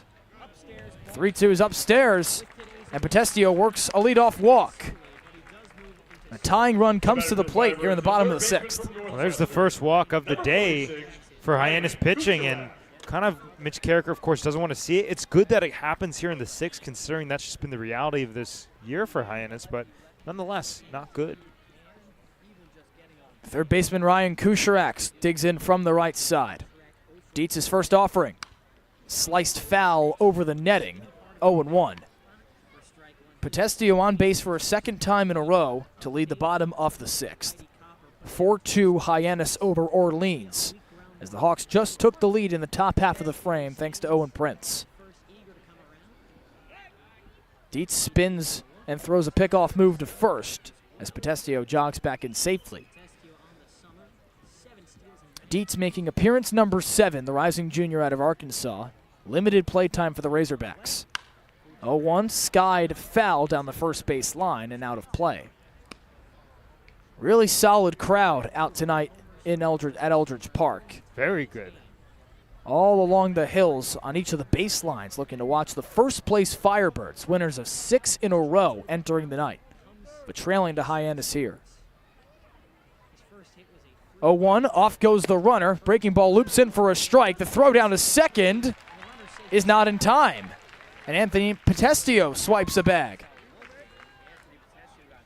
Well, the tough thing for Kucherak at the plate is that he recognized his teammate had that stolen base, and he kind of took the strikeout, reluctantly so, to allow him to get into scoring position right there.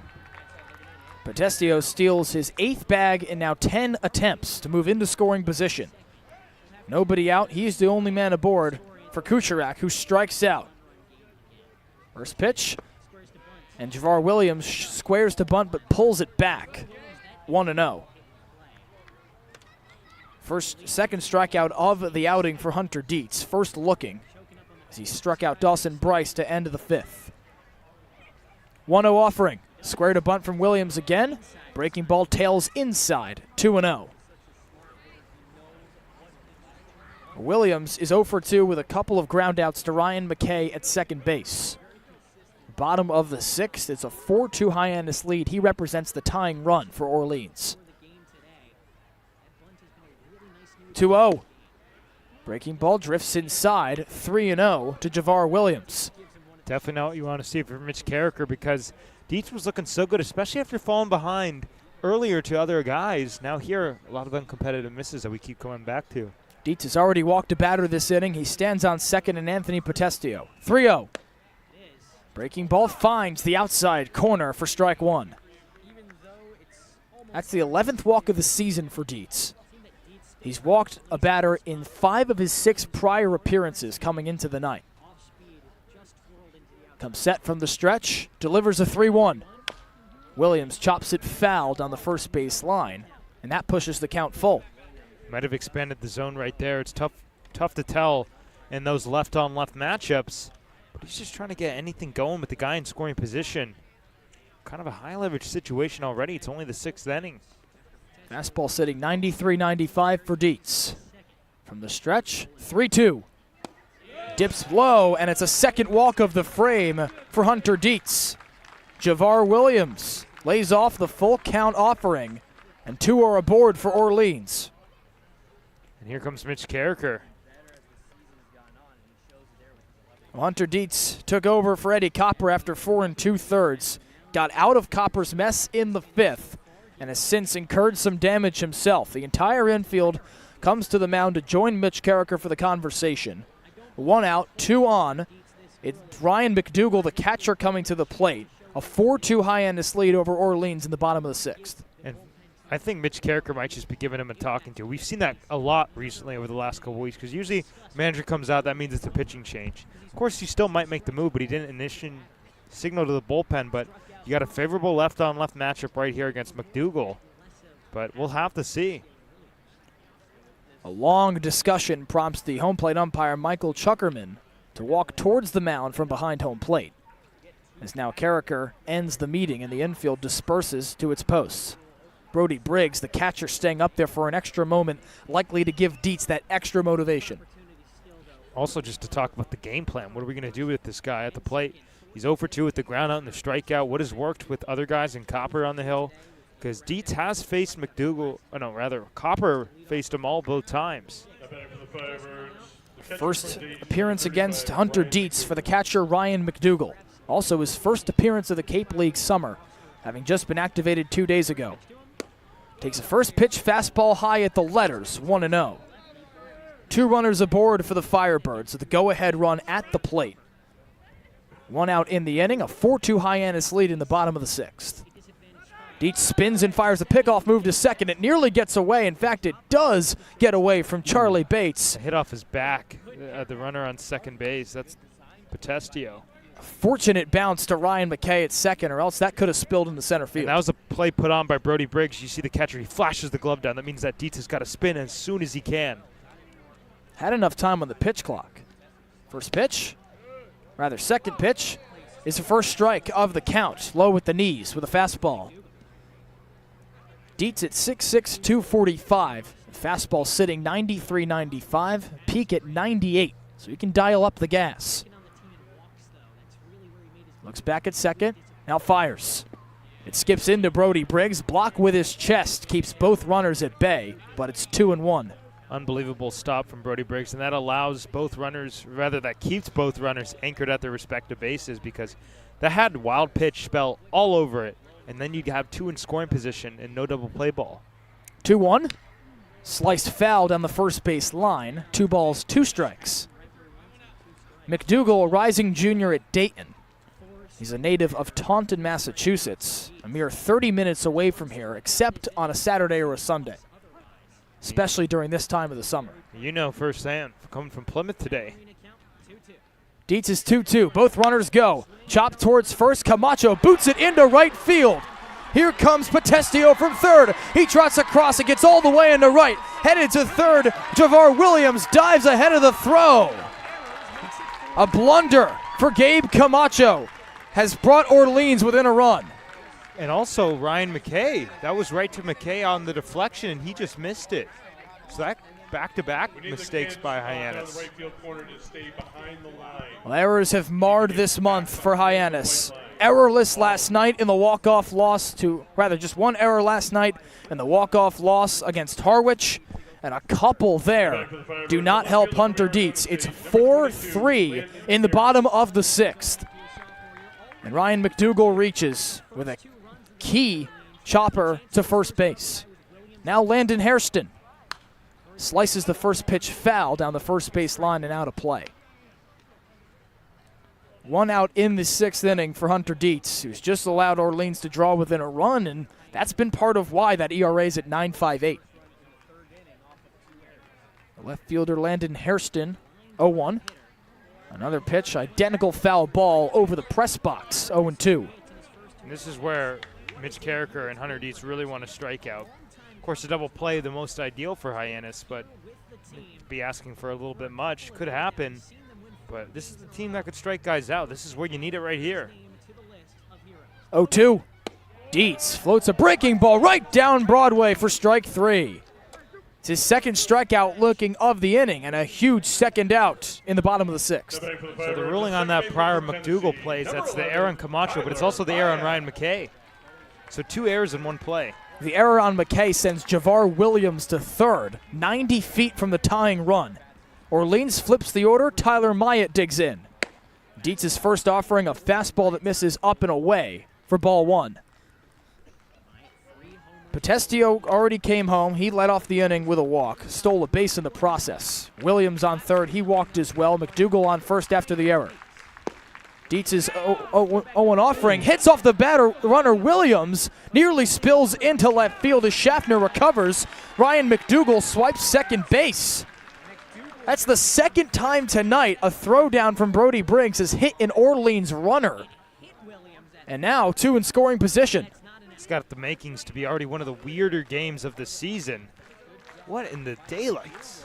A packed crowd at Eldridge Park rooting on their first place Firebirds. Tyler Myatt digs in from the left side, the pitch. Breaking ball floats high at the letters. 2-1. Truly odd that you can see 2 balls hit off runners in the same inning, much less the same game. 2-1 pitch. Swing and a miss. Dietz dialed up the heat. Myatt swung right through it. 2-2.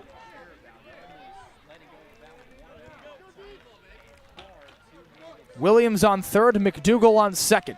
Myatt at the plate and Dietz atop the bump. The lefty comes home. Fires a fastball high. 3-2. This is an electric atmosphere here at Eldridge Park. Everybody on the edge of their seats, and this is a huge pitch. Arguably the biggest pitch of the season for Hyannis right here. Elijah Iquez waits on deck. He's had himself a day, reaching in each of his last 2 at-bats. 3-2. Sliced foul down the third base line, and Myatt will do it again. Myatt, the second baseman who started in every game he's played, all 9, since coming over from the NECBL. A JUCO Player of the Year at Walters State Community College, taking his talents to Tony Vitello and Tennessee. Digs back into the lefty box. Dietz set from the stretch with the glove at his belt. Full count payoff. Swing and a miss, strike 3. Dietz strands a pair in scoring position. Damage done from Orleans. They draw within a run, but a huge K from Hunter Dietz to send it to the 7th inning with Hyannis still on top over Orleans. When it comes to delicious food, the best place to start is with great appliances. And Cam Appliances is your one-stop shop for any budget with brands like Thermador, Viking, Bosch, GE, and so much more. Cam Appliances, sales, delivery, installation, and service in the heart of your home with locations in Hyannis, Nantucket, and Hanover.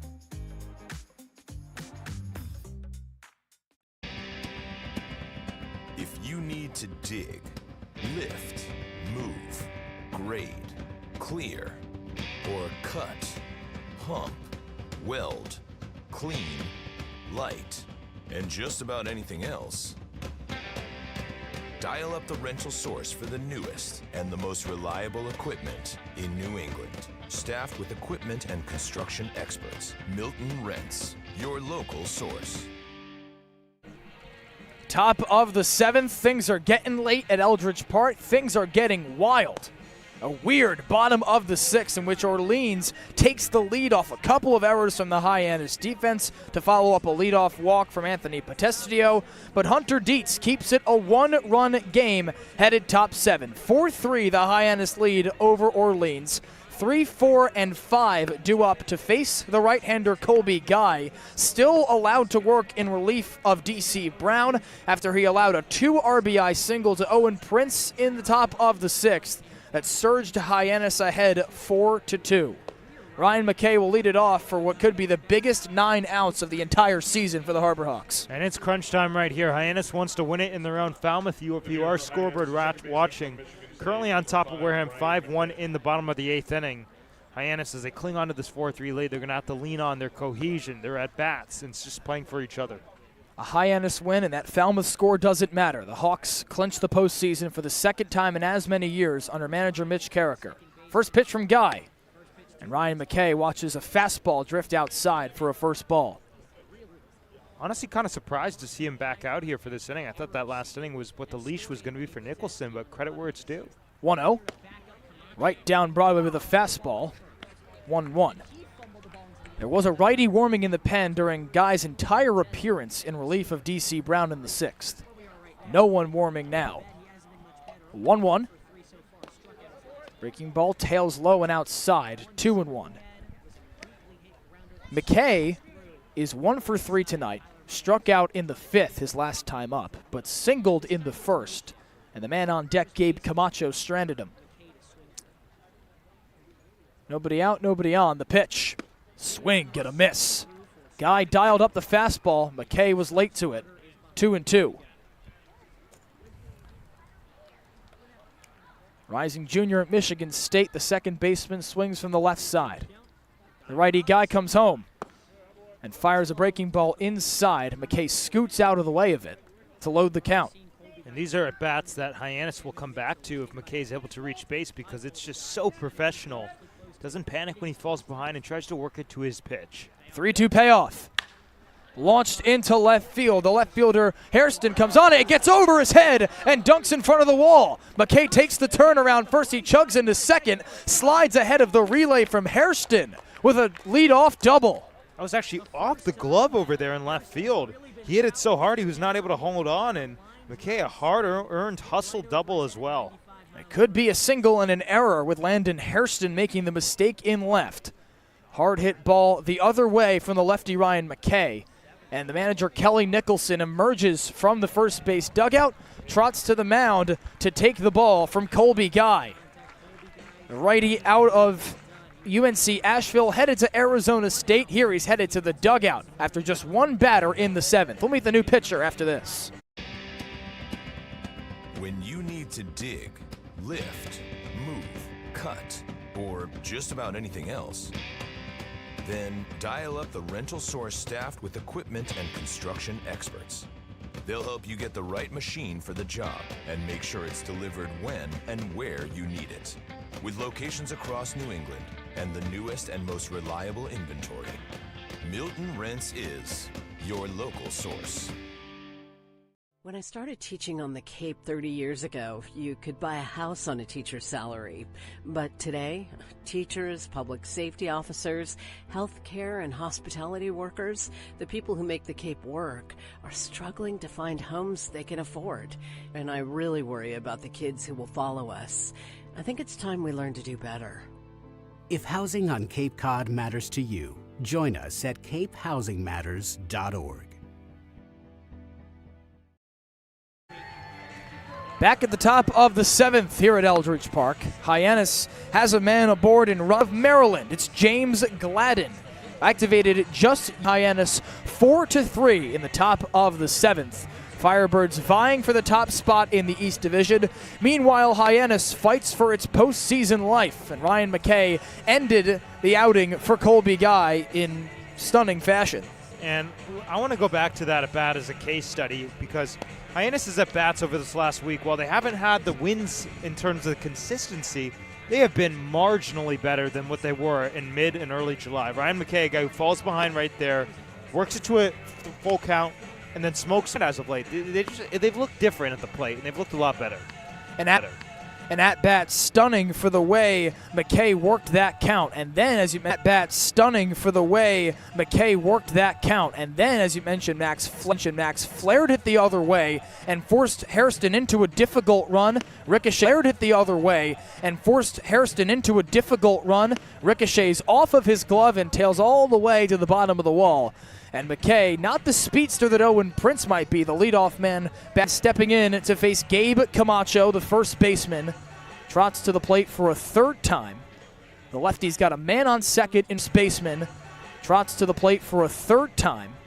The lefty's got a man on second in Ryan McKay with no one out. Top of the 7th, it's a 4-3 Hyannis lead over Orleans. Gladden working in the stretch with the runner on second and Ryan McKay. Camacho digs in from the left side. His first pitch of the summer. A breaking ball that tails in for a strike. Camacho has put bat to ball a couple of times in this game with a couple of hard flyouts in the first and the fourth. Out of UC San Diego, the hard swinging bat. Gladden's 0-1. Breaking ball drifts inside. Camacho turns his back towards the pitcher, but takes ball one.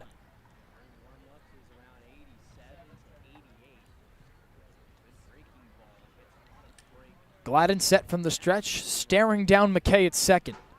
He fires. Camacho takes it out of his leg, and he springs up and down as that one got him. Camacho hit by a pitch. Off the kneecap, I believe. Ouch. Dropping the protective gear, you could hear him shriek as that ball hit him. Camacho showing the toughness as Mitch Carricker and the athletic trainers come out to check on the first baseman. It's the third hit Harbor Hawk of the night, including 3 frames in a row where a Hyannis batter's been plunked.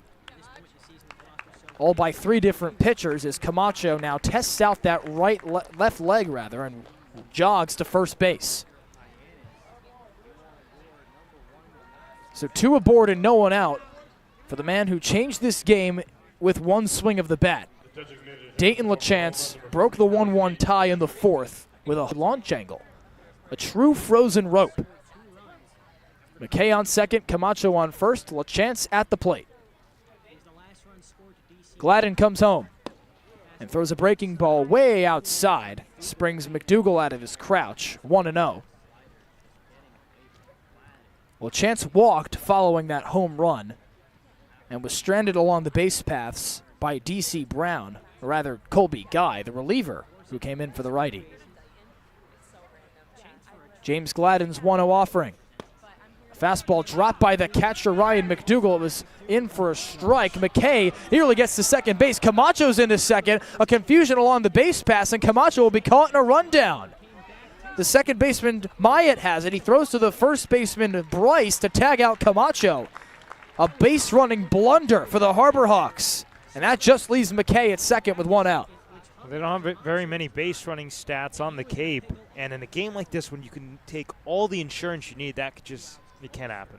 Hyannis with its back against the wall as it pushes for the playoffs. Just 2 games to go, and that's exactly what you can't have happen if you're Mitch Carricker. So now 1 out and 1 aboard for Dayton LaChance in a 1-1 count. Gladden's first pitch. Breaking ball, tails outside, 2 balls, 1 strike. It was a called strike on the pitch to Dayton LaChance. McKay on the drop from Ryan McDougal started to go to third. Camacho was into second as he retreated to the bag and then got caught in the rundown. He saw McKay start. 2-1, launched into left field. Back goes Hairston. He knows it. It's gone. 2 home runs for Dayton LaChance in this game. And Hyannis surges ahead. It's 6-3 Harbor Hawks. 1 home run in the top of the 4th, another in the 7th. And LaChance has put the Harbor Hawks up by 3. An absolute no-doubter, to say the very least. Yes, Hyannis could be frustrated that Camacho wasn't able to be there for the 3-run shot, but LaChance finding his power stroke, that's going to be good for Hyannis. An absolute moonshot from the DH. Would have been a 3-run blast if not for Camacho's rundown. Here's Jake Schaffner. First pitch breaking ball tails inside from James Gladden. That further convolutes things in for Falmouth as it plays against Wareham, still holding the lead at Spillane Field. But if Hyannis wins, it's in the playoffs. The lefty third baseman Schaffner takes a fastball on the upstairs corner, 2-0 from James Gladden. Came in relief of Colby Guy, who allowed that leadoff double to Ryan McKay before exiting the game. Gladden's 2-0. Swing gonna miss at the breaking ball low and away, 2-1. Since taking over for Guy, Gladden has hit Camacho by a pitch and allowed a homer to Dayton LaChance. He's only gotten the one out along the base paths. 2-1. Sails high above the letters of Schaffner, 3-1. And he looks out of rhythm in his first appearance for Orleans. Yeah, he does. He's wild outside the zone, then we see wild inside the zone to Dayton LaChance. Way of the walk tonight. 3-1. Floats outside, and he's got it. A 5-pitch walk for Jake Schaffner to keep the barrage going against James Gladden. The shortstop from Stanford, number 17. One out, Schaffner's the lone man aboard. It was Dayton LaChance that cleared the bases just a moment ago. Made it 6-3 in the top of the 7th, Hyannis over Orleans. Hawks win, and they're in the postseason. The lefty shortstop Charlie Bates comes in, fresh off a strikeout in the 6th. First pitch to him. Dips beneath his knees for ball 1. Gladden's breaking ball at the last couple of pitches he's thrown to Schaffner and LaChance has not even been close. No, it hasn't. He doesn't have a good feel for it, and Hyannis is going to take advantage of the mistake pitch as well. His 1-0 to Schaffner. Rather, Bates takes a fastball inside, 2-0. Bates with 2 strikeouts tonight to go along with a ground out in the 4th. Be his first hitless night in quite some time. 2-0. Muscled right back to the pitcher. Gladden down to a knee, spins and fires to second. Over to first from Iquez in time for the twin killing. It ends a tumultuous frame for the Firebirds, but for Dayton LaChance, it's a no-doubter to make it 6-3 Hyannis, headed to the bottom of the 7th. Time to stretch here at Eldridge Park.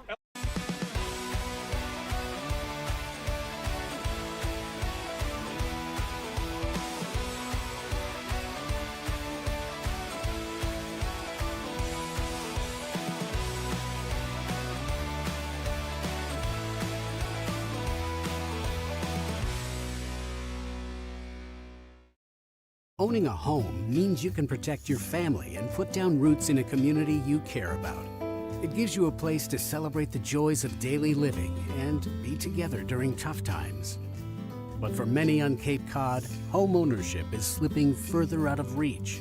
Help make sure the American dream is available to the teachers, public safety professionals, and all the other people who make the Cape a special place. Visit capehousingmatters.org to find out more.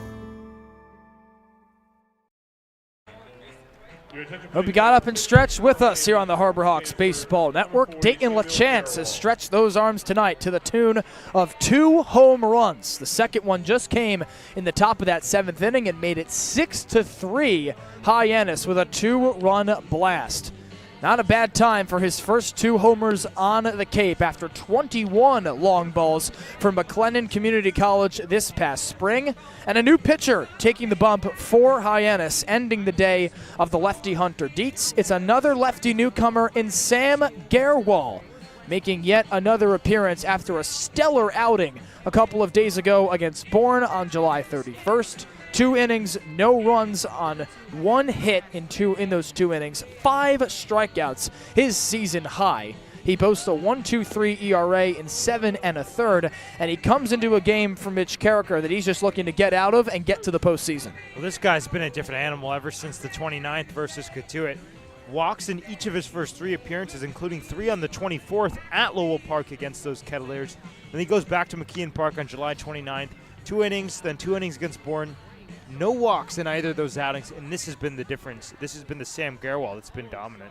Gerwal faces 2, 3, and 4 in the bottom of the 7th for Orleans. Firebirds newly trailing 6-3 after LaChance's moonball into left center field. Elijah Iquez begins the day. He's been one of the bright spots for the Firebirds. 2 RBIs on the day coming into this at-bat. Leadoff man in the 7th, lefty on righty. A first offering from Sam Gerwal. A fastball right down Broadway for strike 1. Gerwal out of Stanford, headed back to Palo Alto for his senior year. Peering in for his sign from Brody Briggs. He works exclusively from the stretch and comes home. Fastball roped into left field. Back on it, Garrett Larson ranging towards the track. It dunks behind him and to the base of the wall. Iquez takes the wide turn around second. Relay gets away from the pitcher, Sam Gerwal, and Iquez trots into second. Likely a single and an error upcoming, but it's a leadoff runner in scoring position for the Firebirds. Well, he hit it on the screws, and a rude welcoming to Sam Gerwal for a guy who's been here all summer. But we just keep coming back to the defense, kind of making some blunders, and I think you're going to be right, Gio. I think that will be the ruling. For Hyannis, it's yet another error in this game. That is the 6th error of the evening for the Harbor Hawks. And Brody Briggs, the catcher, leaves his post behind the dish and jogs to the mound to calm down Sam Gerwal. Meeting over, and he comes back. And if Hyannis is to squander this lead, it's that number all the way on the right-hand side of the scoreboard that will make the most difference. And that's going to be so frustrating for the Harbor Hawks, especially if Falmouth holds on to their lead in Wareham. That one's coming down to the wire. 5-2 in the top of the 9th inning. Gerwal now facing the DH, Robbie Levy.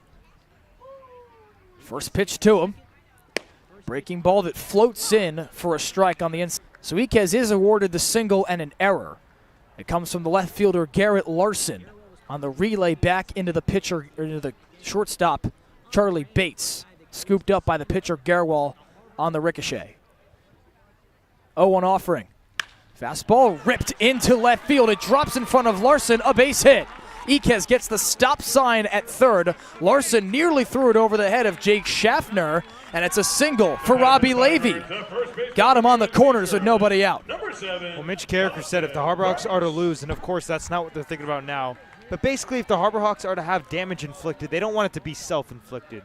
This, besides that error, is what he's talking about, because those are two very hard hit balls against a guy like Gerwal who's been dominant this summer. Of course, the E7 sprinkled in there, but they're buying their base hits. First baseman Dawson Bryce comes to the plate. Gerwal's first ball to him.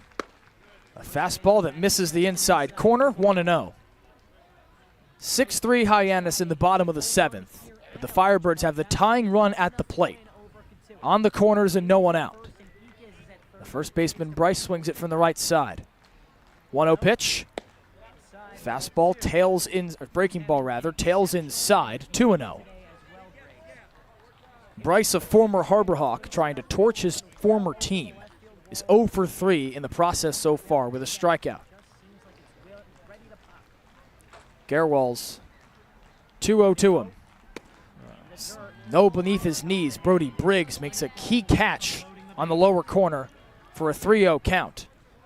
And at this point, this one might be where they essentially pitch around him on this final one, because it would put a force at any base. Still no one out with 2 on. Gerwal from the stretch takes a breath and comes home. Throws a ball low beneath his knees, and he works a 4-pitch walk.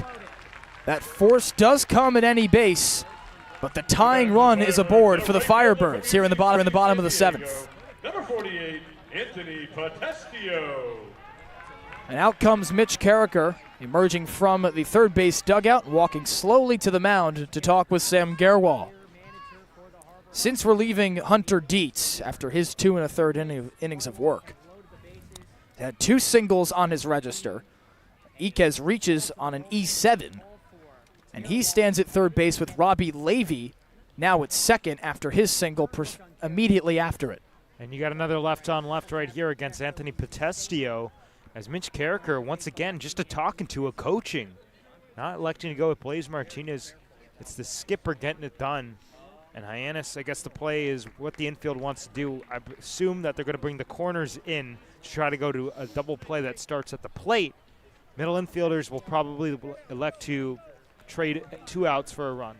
It's a 6-3 ball game in the bottom of the 7th, so Hyannis does have the insurance to do that.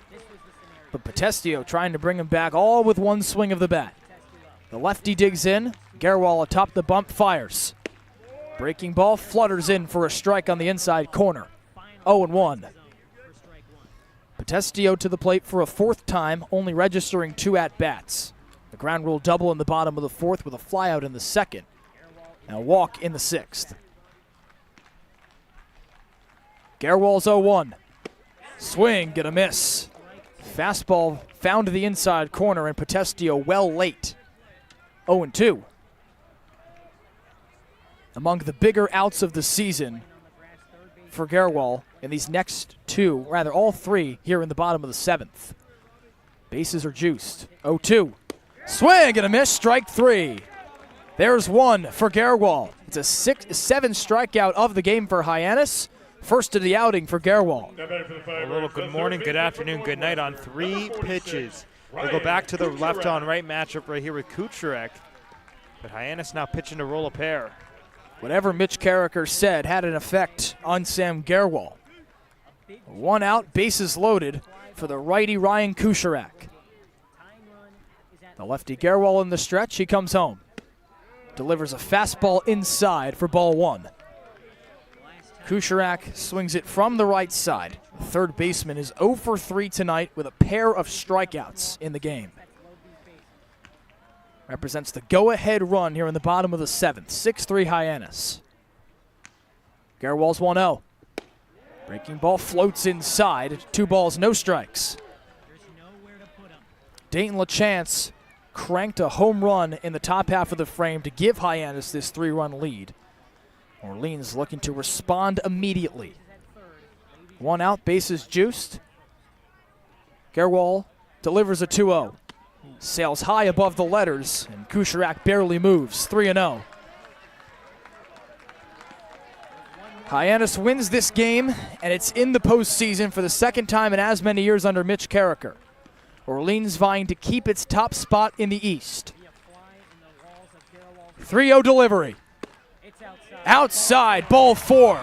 Ryan Kucherek walks in a run, and the Firebirds make it a 2-run game. 6-4 Hyannis in the bottom of the 7th. The batter for the Firebirds, the center fielder from Wake Forest. Sam Gerwal strikes out Anthony Potestio after loading the bases in 3 pitches. And then with 4 straight balls, walks in a run to Ryan Kucherek. The lefty center fielder Javar Williams steps up looking for repeat success. First payoff to him. Fastball dips beneath the knees for ball 1. You go back to the left on left. That Gerwal really liked against Potestio. Got him on 3 strikes. But this one just misses downstairs for ball 1. Levy on third, Bryce on second, Kucherek on first, and Javar Williams at the plate for Orleans. 1-0. Breaking ball, again low in the zone, and Williams takes for strike 1. It clips the knees. Generous call right there. Hyannis will take what they can get. Williams didn't like it. He squats back into his crouch and readies for the 1-1 from Gerwal. The lefty comes home. Fastball fouled over the third base line, out of play. 1-2. Williams still the go-ahead run. Rather, the go-ahead run's on first and Ryan Kucherek. Williams represents insurance if he can bring it home in one swing of the bat. Bases loaded, 1 out. Gerwal's 1-2. Fastball fouled right back to the on-deck circle on the third base line. Still 1-2. Gerwal really filling up the zone right here. He's going with whatever he thinks is comfortable. Of the 5 pitch walk, the 5 pitches to Kucherek on the walk, and then the first pitch of this one to Williams, 3 of them fastballs that missed. Gerwal's 1-2. Fastball just misses outside. Briggs held it on the outside corner, and Michael Chuckerman did not give it to Sam Gerwal. 2-2. Firebirds at every base for Javar Williams, the lefty out of Wake Forest. 2-2 pitch. Fastball fouled back to the press box. And Williams doing everything he can to fight this off. Orleans already in the postseason while Hyannis fights for its life for the Cape League playoffs. But the Firebirds fighting the other 4 qualified teams in the East for first place and home field advantage throughout the postseason. 2-2. Breaking ball drifts low, and it runs the count full. Professional take right there from Williams. The atmosphere here at Eldridge Park is utterly electric right now. Full house in Orleans. Birds have already walked in a run. 6-4 ball game, bottom 7. Full count delivery. Chopped foul right behind Brody Briggs. Just one out in the inning. Firebirds at every base. And the longer the setback goes on, the advantage further to Williams because he's recognizing pitch movement, he's recognizing velocities. But Gerwal could still reach back and blow that 94 right by him. Does he bring out the heater to Williams? 3-2. Heater misses low, and Williams is pumped as he's walked in another run. Back-to-back walks for the Firebirds, and just like that, Hyannis' lead dwindles 6-5. The catcher from Dayton, number 35, Ryan McDougal. Gerwal walked Ryan Kucherak on 4 pitches, but Javar Williams worked for that one. Back and forth on the full count payoff, the second in a row. Williams stands on first, a 6-5 ball game in the bottom of the 7th. Now Landon Hairston digs in. First pitch to him from Dietz, a breaking ball that clips the outside corner. Rather, it's a pinch hitter for the Firebirds. Actually, no, it's the catcher Ryan McDougal before Hairston, who waits on deck. 0-1. Breaking ball locates right down Broadway for a strike. And McDougal has Hairston behind him, who's got 2 runs scored tonight on 2 for 3. McDougal reached on an error last time up in the bottom of the 6th. 6-5, the Hyannis lead in the bottom of the 7th. 0-2. Fastball tails outside, 1 ball, 2 strikes. Gerwal's fastball has been up and down tonight. He missed 3 times in 5 pitches to Kucherak and Williams. And located towards the end of that plate appearance for Javar at first base. 1-2. McDougal skies this foul down the third base line. McDougal playing in his first game of the Cape League summer, coming from the Upper Valley Nighthawks of the NECBL, with that season just having wrapped up. Joins the Firebirds for a playoff push and can deliver early in his Orleans tenure. 1-2. Fastball on the upper corner. He takes 2 balls and 2 strikes. And you don't want it to get to 3-2 if you're Gerwal, but he's also just peppered so many pitches foul. If he leaves one over the plate here, he can hit the gap. A right-hander going for Hyannis in the bullpen in left field. The lefty Gerwal atop the bump from the stretch. He delivers. Swing and a miss, strike 3. Second strikeout of the inning for Sam Gerwal. And he's an out away from stranding the bases loaded in a 1-run game. The left fielder from Arizona State, number 22, Landon Hairston. Landon Hairston wants to take this thing back for Orleans right here. Firebirds gave away the lead in the top of the 7th off a 2-run blast from Dayton LaChance. Scraped back 2 of those runs here in the bottom of the 7th. 6-5, the score in favor of Hyannis. Lefty on lefty. Gerwal's first offering. Breaking ball flutters outside, 1-0. Hairston out of Arizona State. No prior summer ball experience, just joining the Firebirds today. Not something you see all too often here on Cape Cod. Gerwal's 1-0.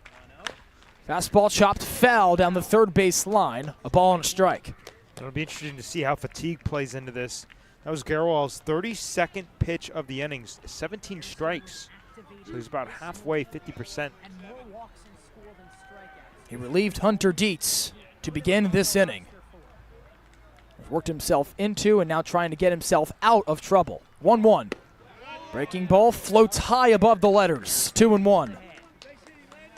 Hairston has seen the ball very well tonight, with the exception of a strikeout in the 6th. He's got a single and a double, and has scored 2 of Orleans' 5 runs. Gerwal from the stretch fires a 2-1. A fastball up and away. 3-1. Orleans has already walked in 2 runs this inning. I was just going to say, might be death by 1,000 cuts. Hairston steps back into the box in front of a full house at Eldridge Park. Gerwal nods for his sign. From the stretch, his 3-1 payoff. Fastball right down Broadway. Hairston chucked the bat, tumbling towards the first base dugout. Has to go back and pick it up. A 3-2 count instead of a 3rd consecutive walked-in run against Sam Gerwal. And it's safe to say it's time to party.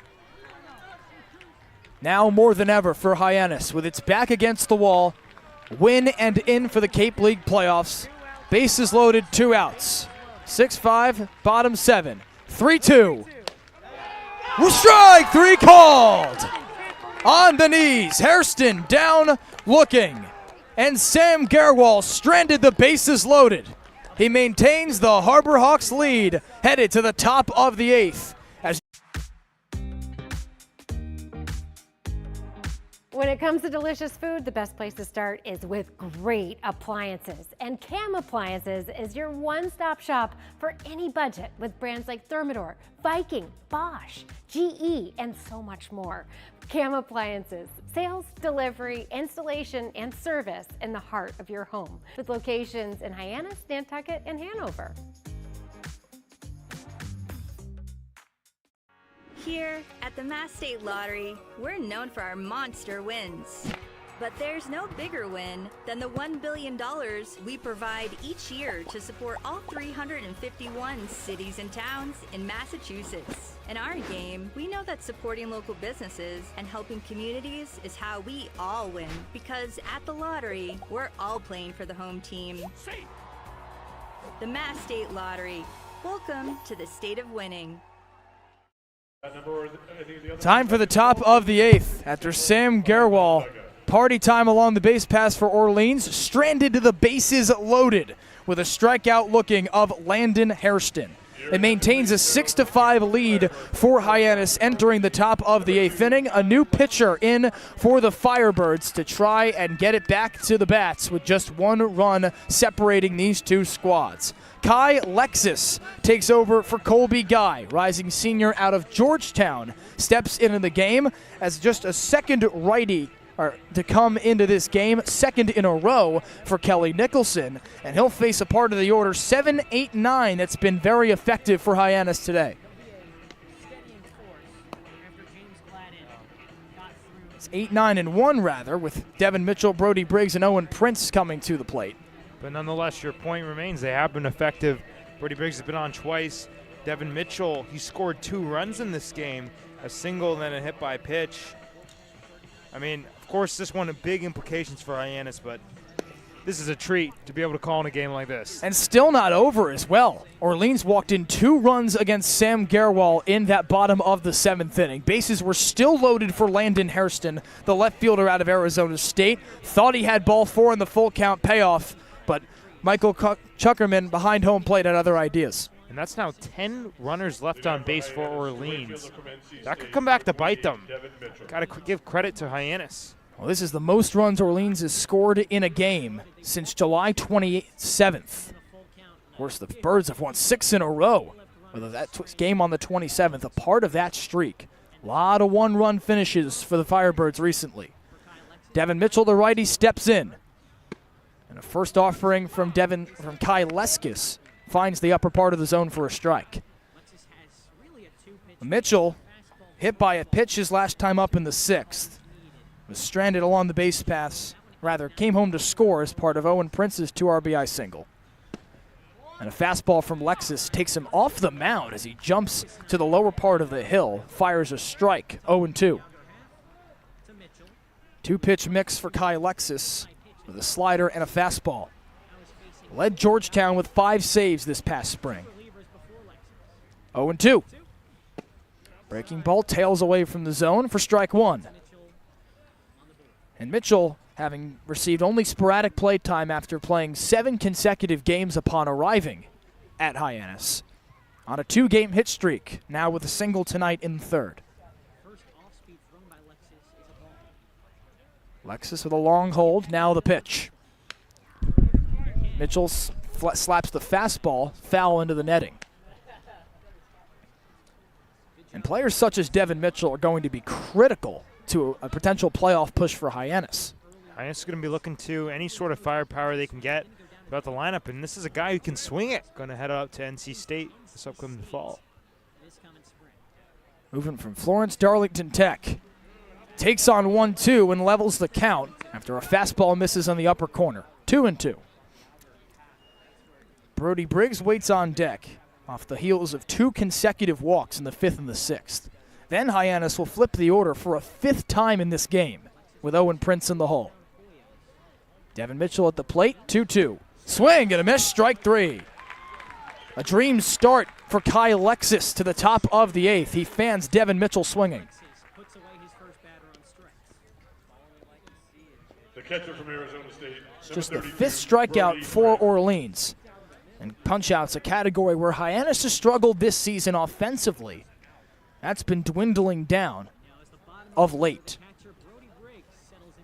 Consecutive games with under 6 strikeouts for the Harbor Hawks coming into the night. The lefty Brody Briggs digs in, first offering. And the catcher takes high at the letters with a fastball, 1-0. Briggs, you mentioned those 2 walks in a row. Both times he was stranded along the base paths. Or rather, the second walk, shot towards second base. Tyler Myatt gloves and fires for out number 2. As Brody Briggs brought to third, stranded both times by the walks, but Owen Prince had that 2 RBI single. And now the rising senior at VMI comes to the plate. Well, 2 outs, leadoff man back up. Hyannis, they could swing it with 2 outs. Never say never, but they got their work cut out for them. Prince has showed off his blistering speed tonight in addition to his effective hitting. 2 stolen bases for the man that finished 3rd in the nation in stolen bases with 46 this past spring for VMI. 2 outs and nobody aboard, a 6-5 Hyannis lead in the top of the 8th. First offering from Kai Lexus. A breaking ball floats in for a first strike. Both of Prince's singles have been on soft rollers that have just penetrated into the outfield. One went the other way for the lefty into left. The other a pull hit into right past the second baseman Myatt. 0-1. Fastball sails at the letters. A ball and a strike. Prince showed the ability to hit it anywhere at VMI in addition to stealing, where he batted .317 this past season, in addition to those 46 steals and 59 attempts. 1-1. Dunks beneath his knees. Ryan McDougall catches that with a backhand to keep it from going to the backstop. 2-1. With the top of the order now getting up for a 5th time, Garrett Larson waits on deck with Ryan McKay in the hole. McKay 2 for 4 tonight with an RBI and a run scored.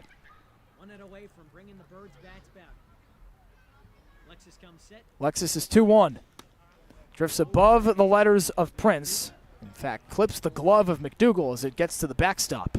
3-1. And Falmouth has defeated Wareham at Spillane Field. That makes this game even more important for Hyannis.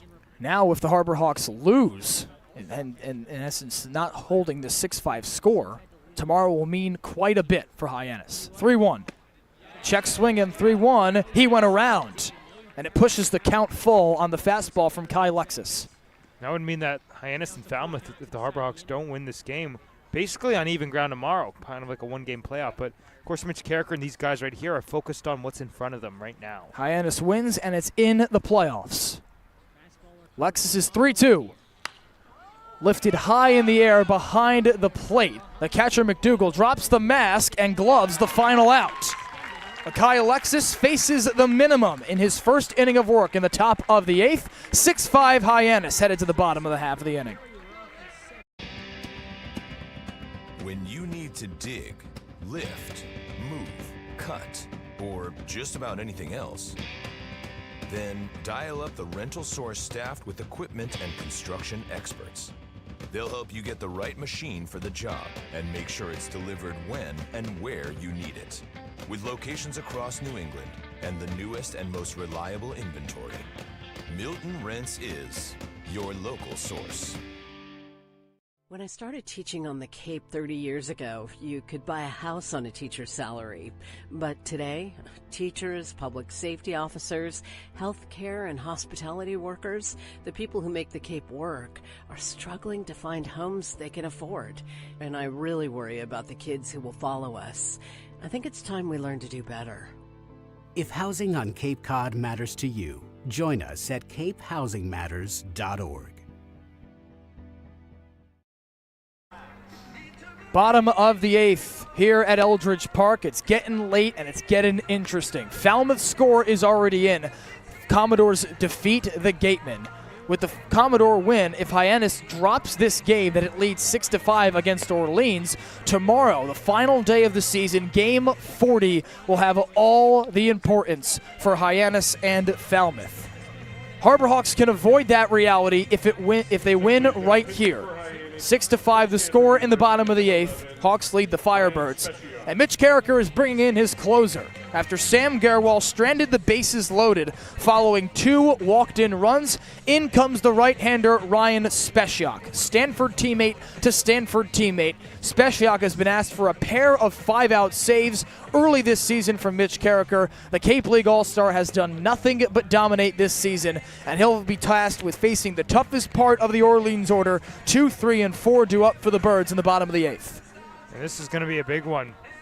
Trying to go for the 6-out save, potentially.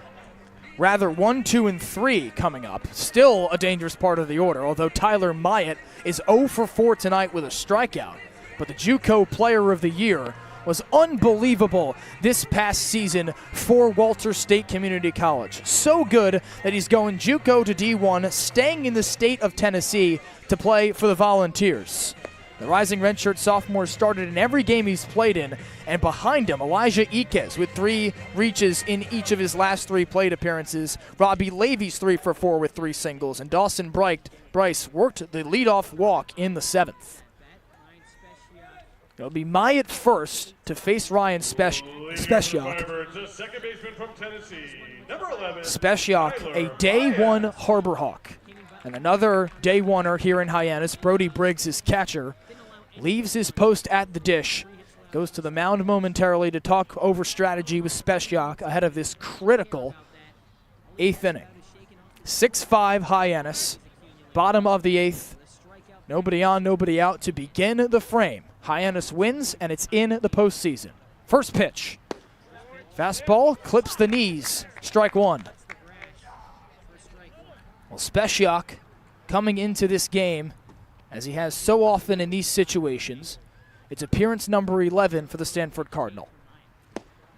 Swing and a miss from Myatt at an 0-1 breaking ball. 0-2.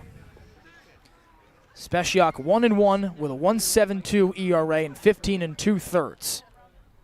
19 strikeouts to 7 walks. 0-2. Fastball dunks beneath the knees, a ball and 2 strikes. Spechiak delivered a pair of 5-out saves in back-to-back appearances on June 21st and 24th. And since he has been money for Mitch Carricker. 1-2. Breaking ball, fouled back just in front of Brody Briggs, the catcher, and Myatt stays alive. It's a really good swing right there, just trying to buy another pitch. Spechiak, rising junior at Stanford, taking the ball from Sam Gerwal, his fellow teammate out in Palo Alto, who stranded the bases loaded. Of course, he walked in 2 runs, but a couple of key strikeouts kept this a 1-run game. 1-2. Breaking ball chopped towards Ryan McKay at second base. He fields and fires to Jace Doby at first base, who's taking the spot of Gabe Camacho over there. Number 15, Elijah Iquez. 1 gone in the bottom of the 8th. Nobody aboard, and a 6-5 ball game in favor of Hyannis. But among the hotter hitters in the Orleans order, due up in Elijah Iquez, the shortstop. And a lot of the Orleans rallies have started from free passes. Hyannis has got to make them earn it. And if he's able to just stay in the strike zone, they could be in a good position. First offering. Squares to bunt, pulls away as breaking ball drifts outside for ball one. Iquez, a rising junior at Hawaii. Now started in all 36 games he's appeared in, mostly along the infield. Singles in each of his last 2 at-bats. 1-0. Breaking ball on the inside corner, 1-1. Spechiak's last outing on July 31st versus Bourne was also a closing situation in which he captured a win, his first of the season, in just 1 inning pitched. 1-1. Check swing at a breaking ball. It flutters in for strike 2. Spechiak's got a 3-pitch mix. Fastball sits 93-95. Slider at 82-84. And that changeup you just saw there at 79-81. He works from the windup. Kicks and delivers. Fastball on the knees. Strike 3. Spechiak picks up a K. And 2 are down in the bottom of the 8th. Strikeouts really starting to pile up for Hyannis in these later innings. The designated hitter from George Washington, number 33. First strikeout of the outing, 9th of the day for Hyannis pitching. Eddie Copper only struck out 2 batters. So Hunter Dietz, Sam Garwal, and now Ryan Spechiak have picked up his slack in that category. Robbie Levy, the DH, digs in with 2 outs and no one aboard. First offering. Breaking ball dunks beneath the knees, 1-0. Levy just as hot as Iquez tonight. 3 singles in at-bats, including 2 in each of his last 2 trips to the plate. Spechiak takes a breath. From the windup, he fires. Check swing on the breaking ball low. On the appeal, Levy went around, 1-1. Levy out of George Washington, another day 1 Orleans Firebird. A rising junior, was a Cape League All-Star for the Firebirds this summer. Spechiak's 1-1. Breaking ball drifts inside and away, and low rather, 2-1. Bottom of the 8th, 6-5 Hyannis. The game broken open in the 7th inning with a 2-run blast from Dayton LaChance for the Hawks, and 2 walked-in runs in the bottom half of the inning for Orleans. Spechiak fires a 2-1, and a breaking ball locates on the inner half. 2 balls, 2 strikes. These Orleans Firebirds not happy with Michael Chuckerman behind the plate, but they have to make an adjustment because Hyannis has had to do it too. They've been rung up by a couple pitches they didn't like. Levy digs into the back of the lefty box. Spechiak fires. Swing and a miss, strike 3. Spechiak strikes out the final 2 batters he sees to face the minimum in the bottom of the 8th. Still 6-5 Hyannis heading into a decisive 9th inning. Here at the Mass State Lottery, we know there's no bigger win than the $1 billion we provide each year to support all 351 cities and towns in Massachusetts. Now that's how we all win. The Mass State Lottery. Welcome to the state of winning. This week we've been working a lot with doing play-by-plays, just doing behind-the-scenes stuff with sports broadcasting, which I never really realized how much went into it, but it's been really cool. They've grown a lot. I've never really done like a program like this before, so like seeing all the behind-the-scenes has like really grown. I've learned how to really just gain confidence in my play-by-play speaking, and I've learned more terms here when it comes to directing and producing. And I've just had a great time with John Rook. Doing the play-by-play stuff and all that, being with a guy like John Rook, understanding what like the major kind of entails of doing this camp, just really a preview for what you do here at Dean or any other college doing broadcasting. So I'm definitely more prepared to make this a job of mine.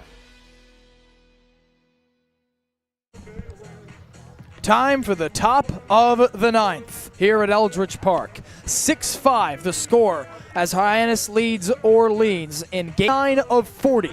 Here on Cape Cod this regular season.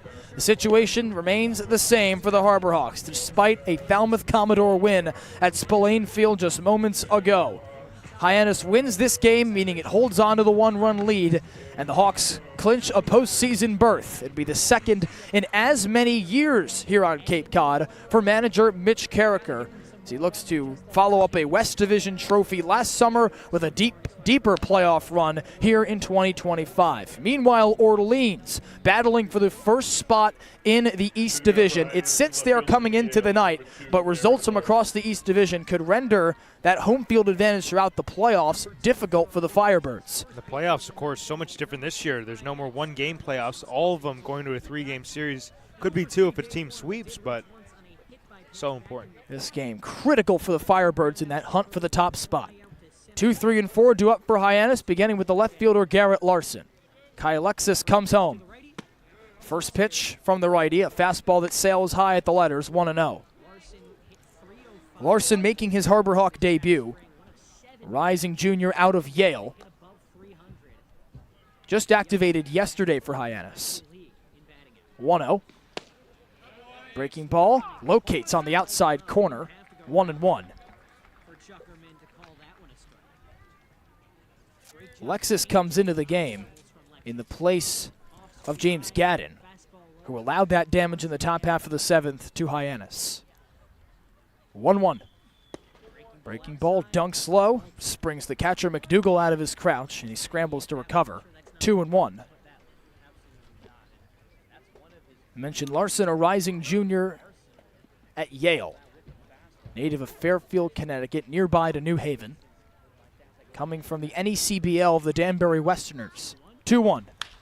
Roped towards third on a hop fielded by Kucherak. Gobbles it up and fires to first across the diamond for out number 1. Larson just has that hit by pitch in the 5th. He's grounded out every other time he's been to the plate except for the 3rd when he flew out. And now Ryan McKay, who got that 7th inning started with the leadoff double, looking to spark some of that same success here in the 9th. 6-5 the Hyannis lead. 1 gone and no one aboard for Hyannis.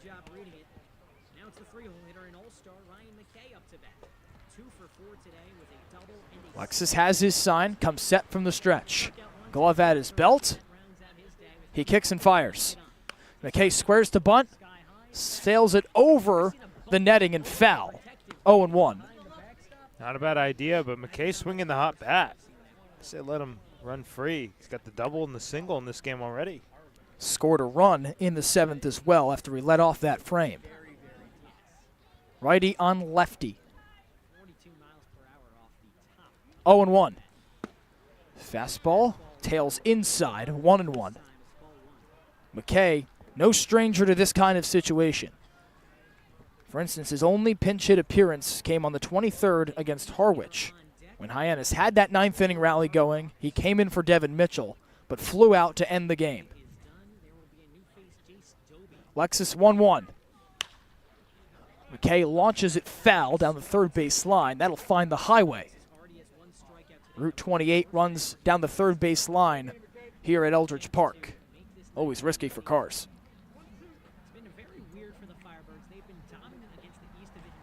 Infield playing normally. Middle infielders with their heels on the outfield grass. Corner infielders shaded slightly towards the second base bag, away from the lines. 1-2.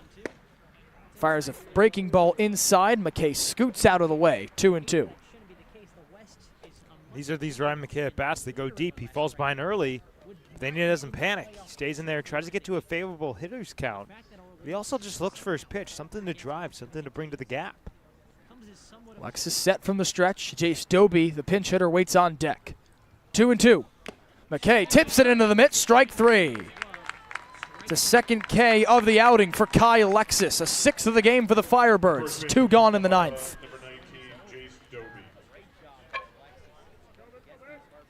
Now the pinch hitter will step in for Gabe Camacho.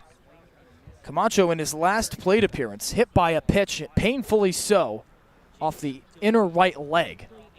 Rather left leg to the lefty. Now the righty Doby out of Nevada takes his place.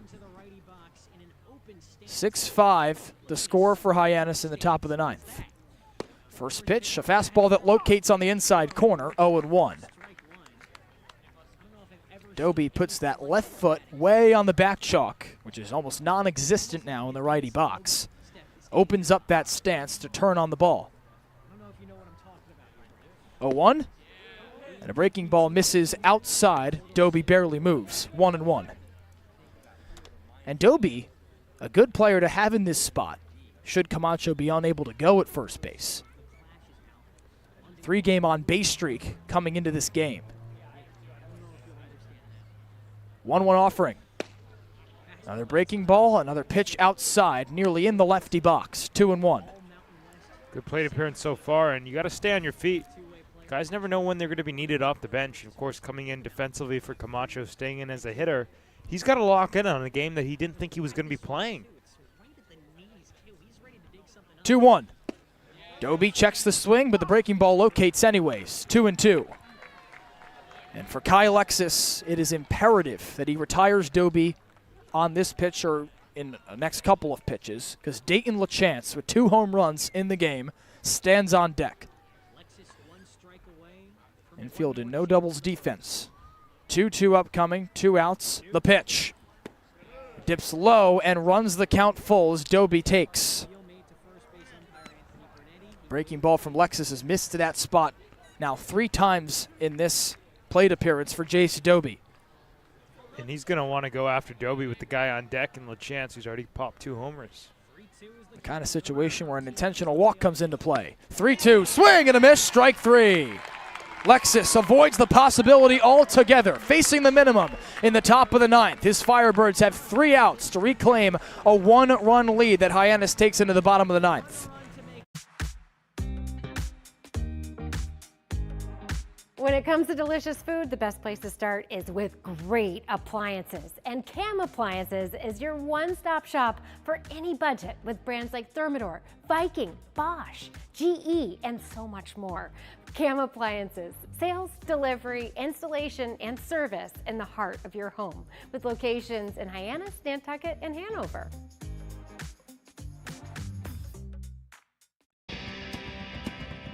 If you need to dig, lift, move, grade, clear, or cut, pump, weld, clean, light, and just about anything else, dial up the rental source for the newest and the most reliable equipment in New England. Staffed with equipment and construction experts, Milton Rents, your local source.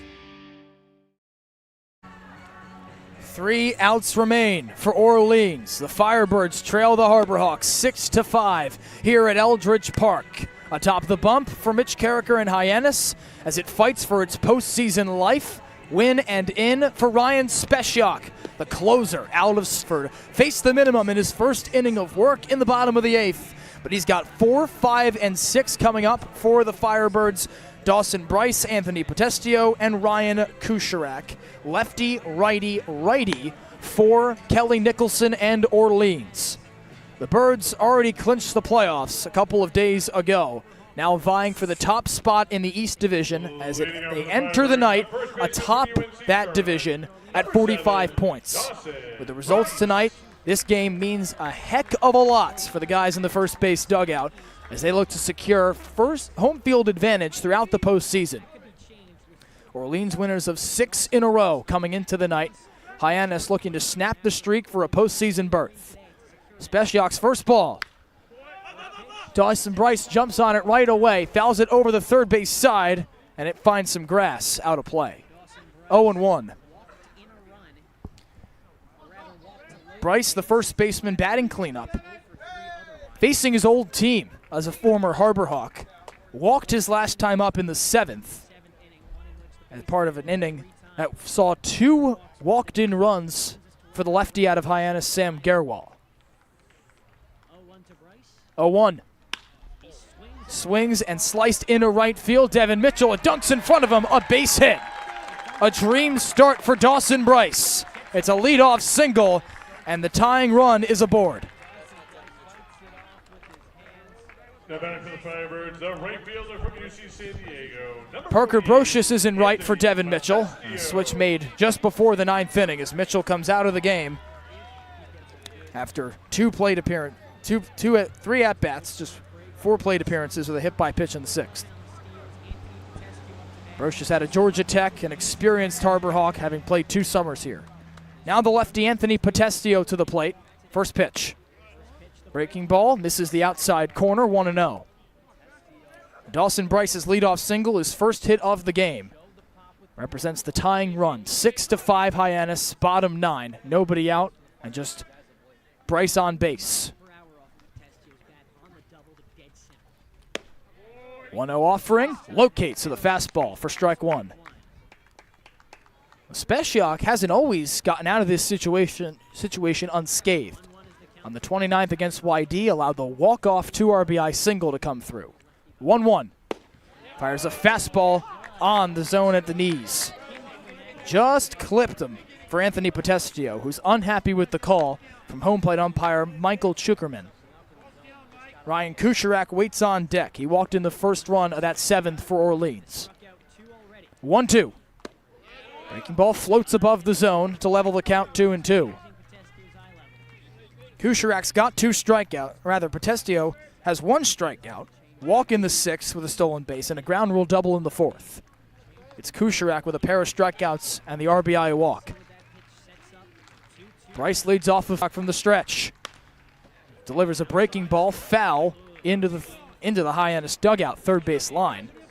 A couple of Hawks, including Mitch Carricker, flinched away from that one. A heater the other way off the bat of the lefty, Anthony Potestio. 2-2 upcoming from the right hand of Ryan Speciak. Retoes the rubber. He works from the first base side of it. Has his sign from Brody Briggs. Looks over at first. Now comes set from the stretch. He fires. Fouled back by Potestio into the netting. 2-2. Still a healthy crowd here at Aldridge Park, despite the dropping temperatures and late end to this game. Just over the 3-hour mark we've passed here in the 9th. Nobody out, 1 on for the lefty Potestio at the plate. 2-2 delivery. Fouled back to the press box. We'll do it again. Well, a great at-bat on both sides by the pitcher, Speciak, and the hitter. And you got to love, at least from Ryan on the mound, him going to different types of pitchers on different parts of the strike zone. This is the markings of what a great pitcher is. Potestio digs in. Represents the go-ahead run for Orleans. 6-5 Hyannis, bottom 9. Speciak ready from the stretch. He comes home. Breaking ball taps softly to short. Charlie Bates backs to the outfield and gloves the first out. Dawson Bryce jogs back to first. So pop out to short for Anthony Potestio. And now Ryan Kucherak out of Northwestern will look to bring home Dawson Bryce, who stands at first of the leadoff single. 6-5 Hyannis, bottom 9. 1 out, just the 1 man aboard for the righty. Third baseman ready, as is Speciak. He delivers. Breaking ball drifts inside, 1-0. For Speciak, again, we mentioned the 29th at YD. Despite letting up the 2 RBI single in walk-off fashion, that's the lone blemish on his record in the 9th this year. 2 5-out saves from Mitch Carricker. 1-0, roped right off of his glove. It takes a slow bounce to Ryan McKay. He goes for the out along the base pass, and there's no play. Everybody's safe.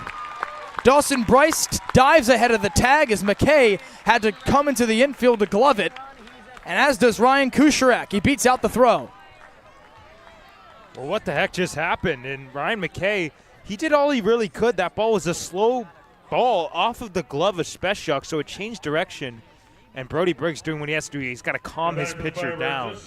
But a tough break for Hyannis in a game that they've already committed 6 errors in the field. That's, of course, not an error, but that just magnifies the mistakes that they have made so far. No semblance of a routine play on that one. It ricocheted off the glove of Ryan Speciak, who made the great effort to try and get that ball.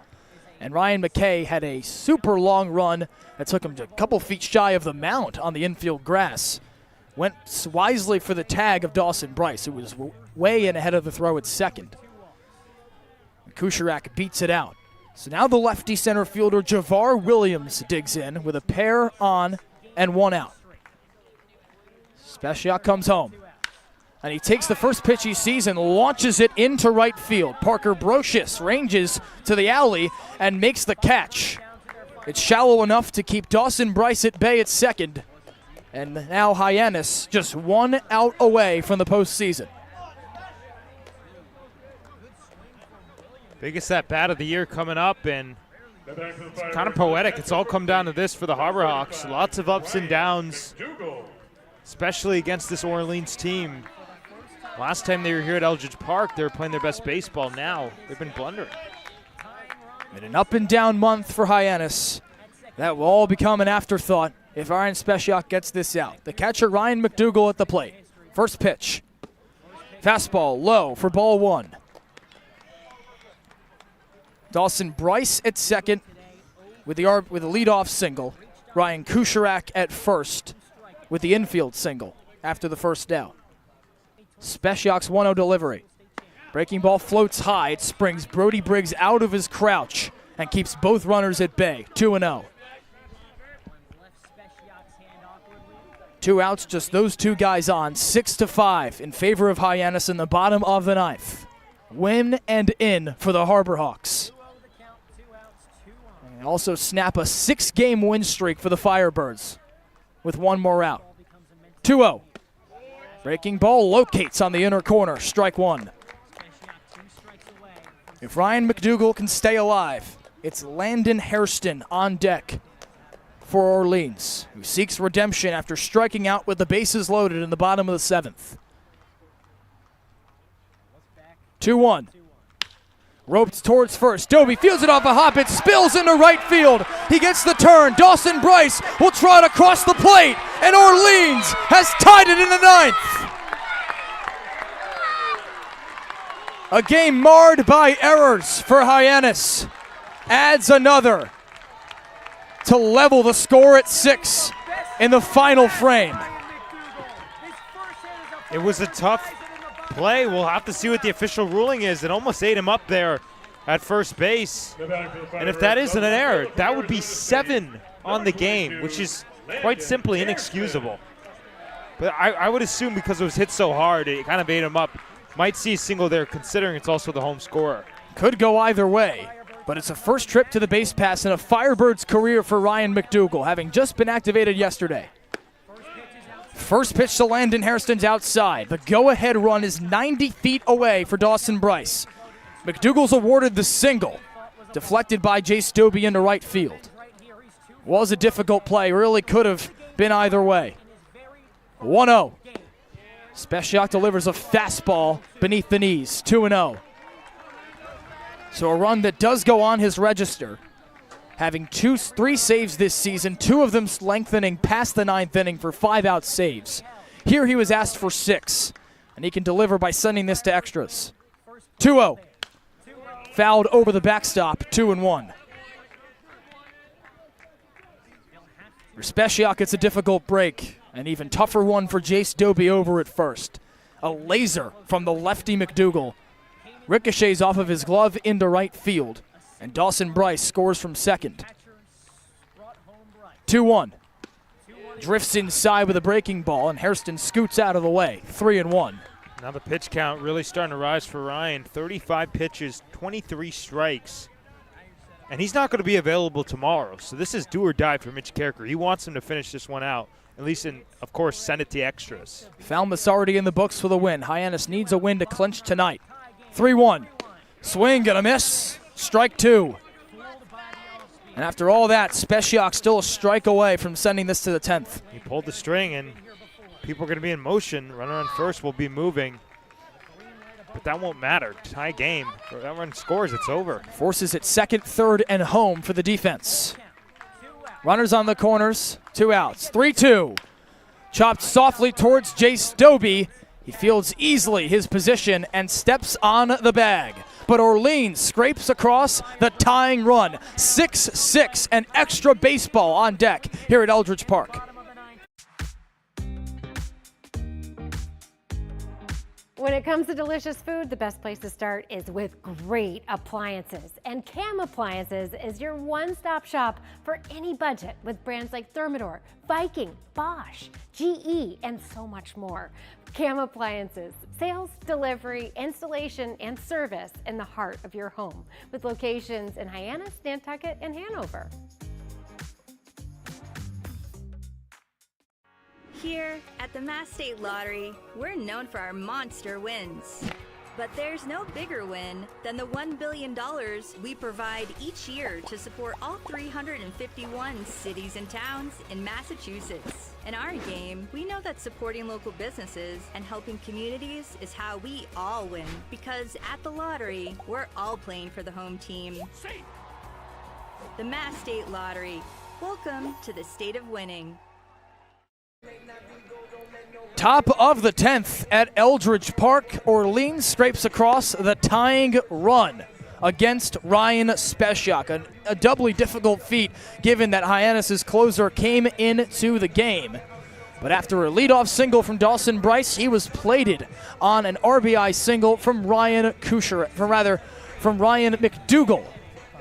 Difficult single to field for Jace Doby over at first base, spilling into right field. Levels the score at 6 heading into the 10th. And Max, after Jace Doby replaced Gabe Camacho, it's the most dangerous hitter in the Hyannis order up to the plate to lead off the 10th. Just the guy that the Firebirds do not want to see at the plate. Of course, Jace Doby will be out on second, functioning as the ghost runner. But wow, it's coming down to the wire. Jace Doby will be the automatic runner on second base. In an extra inning game earlier this week, we saw Hyannis bunt the runner over and strand him. LaChance already with 2 home runs today. That tie came against Katuitt on the 29th. LaChance, the righty, digs in against Kai Lexus, the righty, out for his 3rd inning of work. First pitch of the 10th. A breaking ball that floats outside to the righty LaChance. 1-0. In addition to the 2 home runs, LaChance has walked and popped out tonight. Both home runs to opposite sides of the outfield. 1-0. Dunks beneath the knees of LaChance. He lays off at 2-0. And to some extent, Lexus, although facing LaChance for the first time, pitching around the tall catcher, such as to not allow that 3rd home run that would be decisive at this point in the game. 2-0. It's fouled back to the backstop on a breaking ball. 2-1. Right on it. Fouled it right back. So the timing is there, but he just got under it. That's one that Lexus, kind of lucky, he could be counting his lucky stars. He could ask for a new baseball on any given pitch like that. Both of LaChance's home runs, moonshots. One of them 100 miles an hour off the bat. Long hold. Now the 2-1. Breaking ball flutters in, and LaChance does not like it.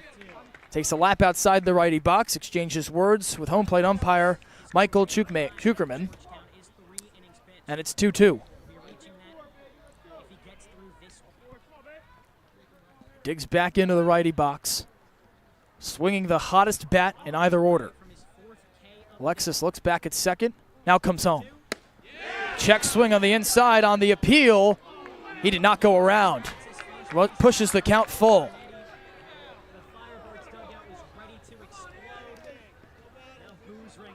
Orleans dugout didn't like it on the first base line, appealing to the appeal of Anthony Brunetti at first. The righty taps the dish and readies for a full count offering. Nobody out, 1 on. The pitch. Swing and a miss, strike 3. Kai Lexus strikes out the most difficult out in the Hyannis order. And there's 1 away in the 10th. Powered him away at the gas, and at this point you have to go to the challenge pitch, and he did right there, and he won it. If Hyannis wants its win tonight, it's going to have to come in this 10th. A tie is in play as Kelly Nicholson emerges from the first base dugout. That's going to be the end of the day for the righty Kai Lexus. Starts with a very impressive out of Dayton LaChance, but will meet a new arm to get the final 2 outs of the 10th after this.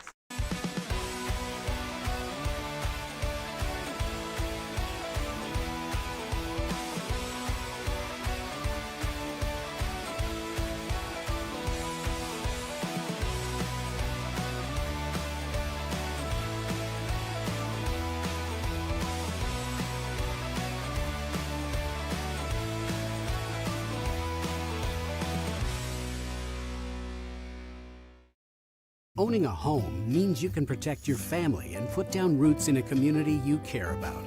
It gives you a place to celebrate the joys of daily living and be together during tough times. But for many on Cape Cod, home ownership is slipping further out of reach. Help make sure the American dream is available to the teachers, public safety professionals, and all the other people who make the Cape a special place. Visit capehousingmatters.org to find out more. New pitcher for the Firebirds is just a second lefty to come into the game here tonight, Edward Hart, rising senior and teammates with Jeff Luigi at Duke. Luigi not playing for the moment. We could see him come out in the bottom of the 10th inning. His first appearance out of the bullpen since July 31st. All 9 games he's played in have been in relief. He's amassed 10 2/3 innings with a 3.38 ERA, among the lower figures in this Orleans bullpen, with 9 strikeouts for a 7.59 Ks per 9 with a 1.59 whip. In that last appearance against Catuit on the 31st, pitched 2 2/3 scoreless with a pair of strikeouts, just 1 hit and no runs allowed. Not only the longest outing for Hart, but the most pitches thrown. So Kelly Nicholson going with a guy that, yes, has that length, but can also get outs quickly. Kelly Nicholson also going for the matchup right here with Schaffner and Bates, 2 back-to-back lefties. And Parker Broch is presumably going to stay in the game for Mitchell, a righty at the plate. But he's trying to play that matchup right here. Well, Jake Schaffner has told us this season that left-on-left breaking balls, particularly sliders, among the toughest to hit in baseball. Let's see if Hart dials some of those up here. 1 out, and just Jace Doby, the automatic runner, on second. And he takes the first pitch he sees and chops it towards second. Myatt fields with the backhand, slings to first for a fast out number 2. Wouldn't call that a productive out, considering now 2 outs in the inning with the runner 90 feet away. That's why it was so crucial for LaChance to try to make some action, because if he did that to open up the inning, then Hyannis would be in business. The day for Kai Lexus ends with that strikeout of LaChance, who's got 2 home runs tonight. The lefty shortstop, Charlie Bates, fouls one straight back into the screen, 0-1. Hart working quickly with that 3-pitch mix. Slider, changeup, fastball for the lefty out of Duke. And Bates represents the final hope here in the top of the 10th. Defensive replacement Parker Brochus waits on deck for Devin Mitchell. 0-1. Chopped foul off the bat of Bates twice as it rolls to the backstop, and Hart's a strike away. 6-6 ball game, top of the 10th. Hyannis needs a win to clinch the playoffs tonight. Falmouth has already won against Wareham, and so a tie here would make tomorrow matter. 0-2. Breaking ball floats just above the letters for ball 1. The Orleans dugout bewildered.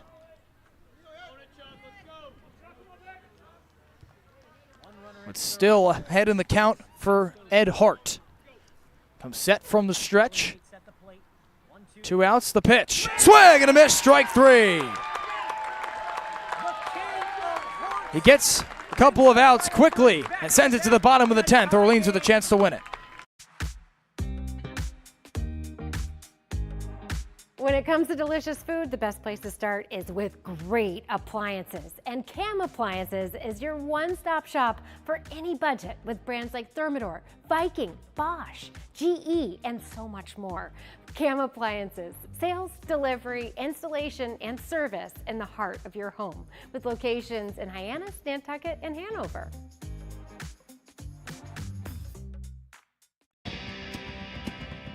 If you need to dig, lift, move, grade, clear, or cut, pump, weld, clean, light, and just about anything else, dial up the rental source for the newest and the most reliable equipment in New England. Staffed with equipment and construction experts, Milton Rents, your local source.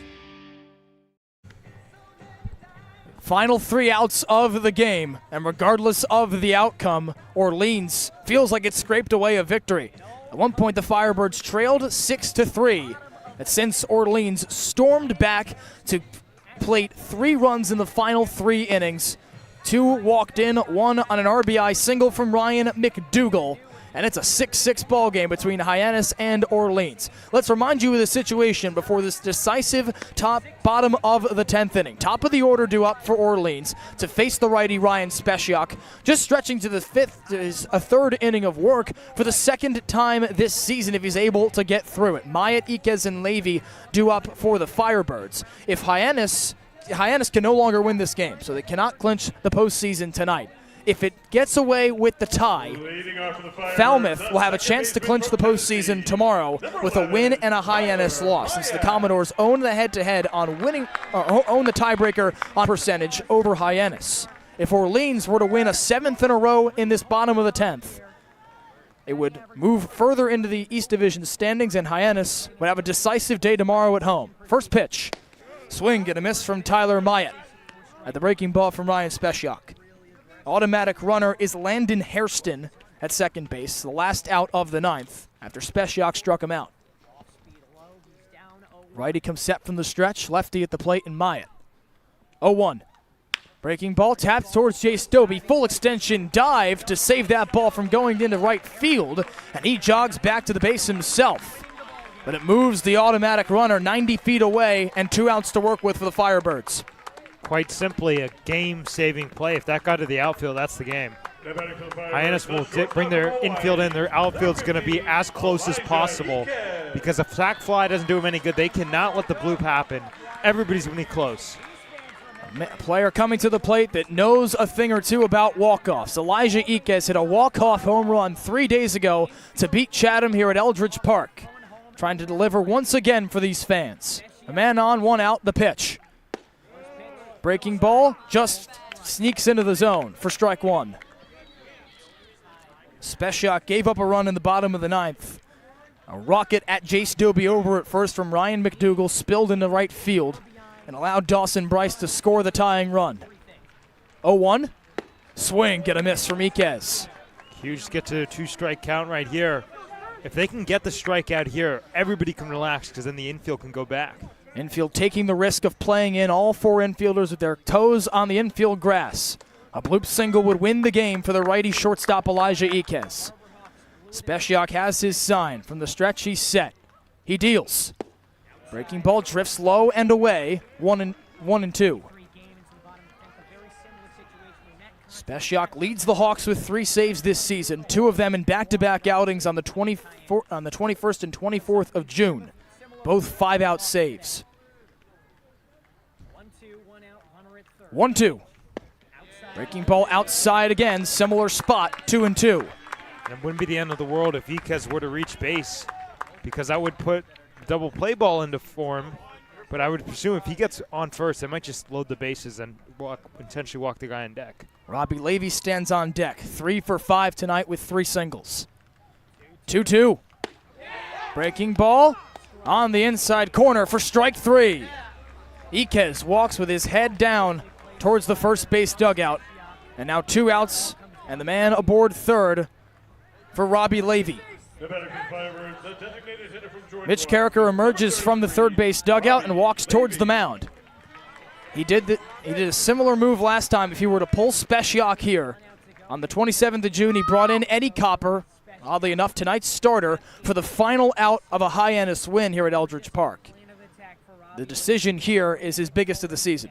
He's already this deep into the game. I would have a hard time believing that Mitch Carricker is going to take him out. He's 44 pitches deep, 30 strikes. Clearly is not going to be available tomorrow, and he's going to stay in this game. Of course, Mitch Carricker has his full trust in that guy on the mound. Well, the rising junior from Stanford has sure earned it. 1.72 ERA coming into the night. That's due to rise after a run earned in the bottom of the 9th to send it to extras here at 6-6. Cape League All-Star with 19 Ks and 7 walks entering the night. He's got 2 strikeouts so far in this outing. Now for Robbie Levy, the lefty, the last hope. First pitch. Breaking ball, misses at the knees. 1-0. Levy, the rising junior from George Washington, has played in all 4 games against Hyannis now this summer. This, by far, his best. 1-0. Fastball locates bottom part of the zone for strike 1. Levy 3 for 5 with 3 singles, a strikeout last time up in the 8th. Spechiak's first inning of work. Spechiak set from the stretch, a runner on third. 1-1. And a breaking ball drifts outside, 2-1. The automatic runner, Landon Hairston, sits 90 feet away from an Orleans walk-off win. It'd be the 7th in a row for the Firebirds. 2-1. Breaking ball flutters away from the zone outside. And a 3-ball count to Robbie Levy. And the more it goes on, the more potential fatigue coming in. Spechiak, of course, getting stretched beyond that what he's gone all summer long. But a guy like Levy, red hot. 3-1. Breaking ball outside, ball 4. Levy works a 2-out walk on 5 pitches. Sets the table for the first baseman, Dawson Bryce. Number 7, Dawson Bryce. Spechiak stretching into the 5th inning, third inning of work, rather, for a second time this season, as the first baseman and former Harbor Hawk Dawson Bryce digs in. Go-ahead run on third base in the automatic runner, Hairston. Swing, get a miss. Spechiak pumped up the fastball, blew it right by the first baseman, Bryce. Of course, the last time Spechiak stretched those 3 innings was in a tie against Orleans at McKeon Park on July 5th. 0-1. Misses low. 1-1.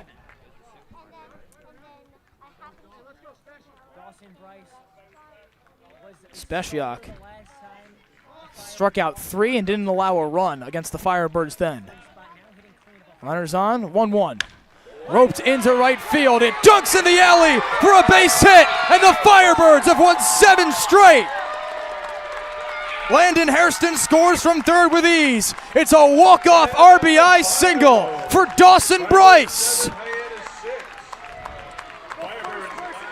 Orleans 7, Hyannis 6. Bryce the hero for Kelly Nicholson, whose team was as low as last in the division in the early goings of July and has surged all the way to the top in the last week and a half and goes into the final game of the season in the driver's seat for the top spot in the East Division. Well, of course, if you're a Hyannis Harbor Hawks fan, you're going to be disappointed. But if you're a baseball fan, you just listened to a phenomenal baseball game. You got to give credit to both Kelly Nicholson and Mitch Carricker on a phenomenally managed game on both sides. A great crowd here at Eldridge Park. It was a treat to be out here. Of course, not the result you wanted if you're with the Harbor Hawks, but wow, what a game. A week of walk-offs for Hyannis. First, one of their own on the 31st against Bourne at McKeon Park. Then, last night, a walk-off loss in extra innings. And then, back-to-back games. It's an RBI single to win it for a Hyannis opponent. Dawson Bryce ropes his second single in as many innings to defeat Hyannis 7-6. 12 hits for the Birds on no errors. 6 runs for Hyannis on 8 hits. And there's the key number at the right hand of the scoreboard. 6 errors in the field from the Harbor Hawks. And the playoff situation sits as such for Hyannis. With the Falmouth win over Wareham just a couple of hours ago, the Harbor Hawks return to McKeon Park tomorrow for a date with the Wareham game that means a whole lot. If Hyannis wins, it's in. And if Falmouth loses, it is also in, regardless of the result of the Wareham game. But should Hyannis lose and Falmouth win, then the Harbor Hawks will be eliminated from playoff contention here in 2025. We got a lot of people to thank here from Eldridge Park after a barn burner between Hyannis and Orleans. For our incredible production crew of Sam Montag, Charlie Adams, Daniel Bottolino, and James Kluggish. For our sideline reporters Ethan Wax and Ava Fernandez. For my wonderful partner Max Schwartzberg, I'm Giovanni Collada saying so long and good night. Hyannis loses to Orleans 7-6 here at Eldridge Park in 10 innings.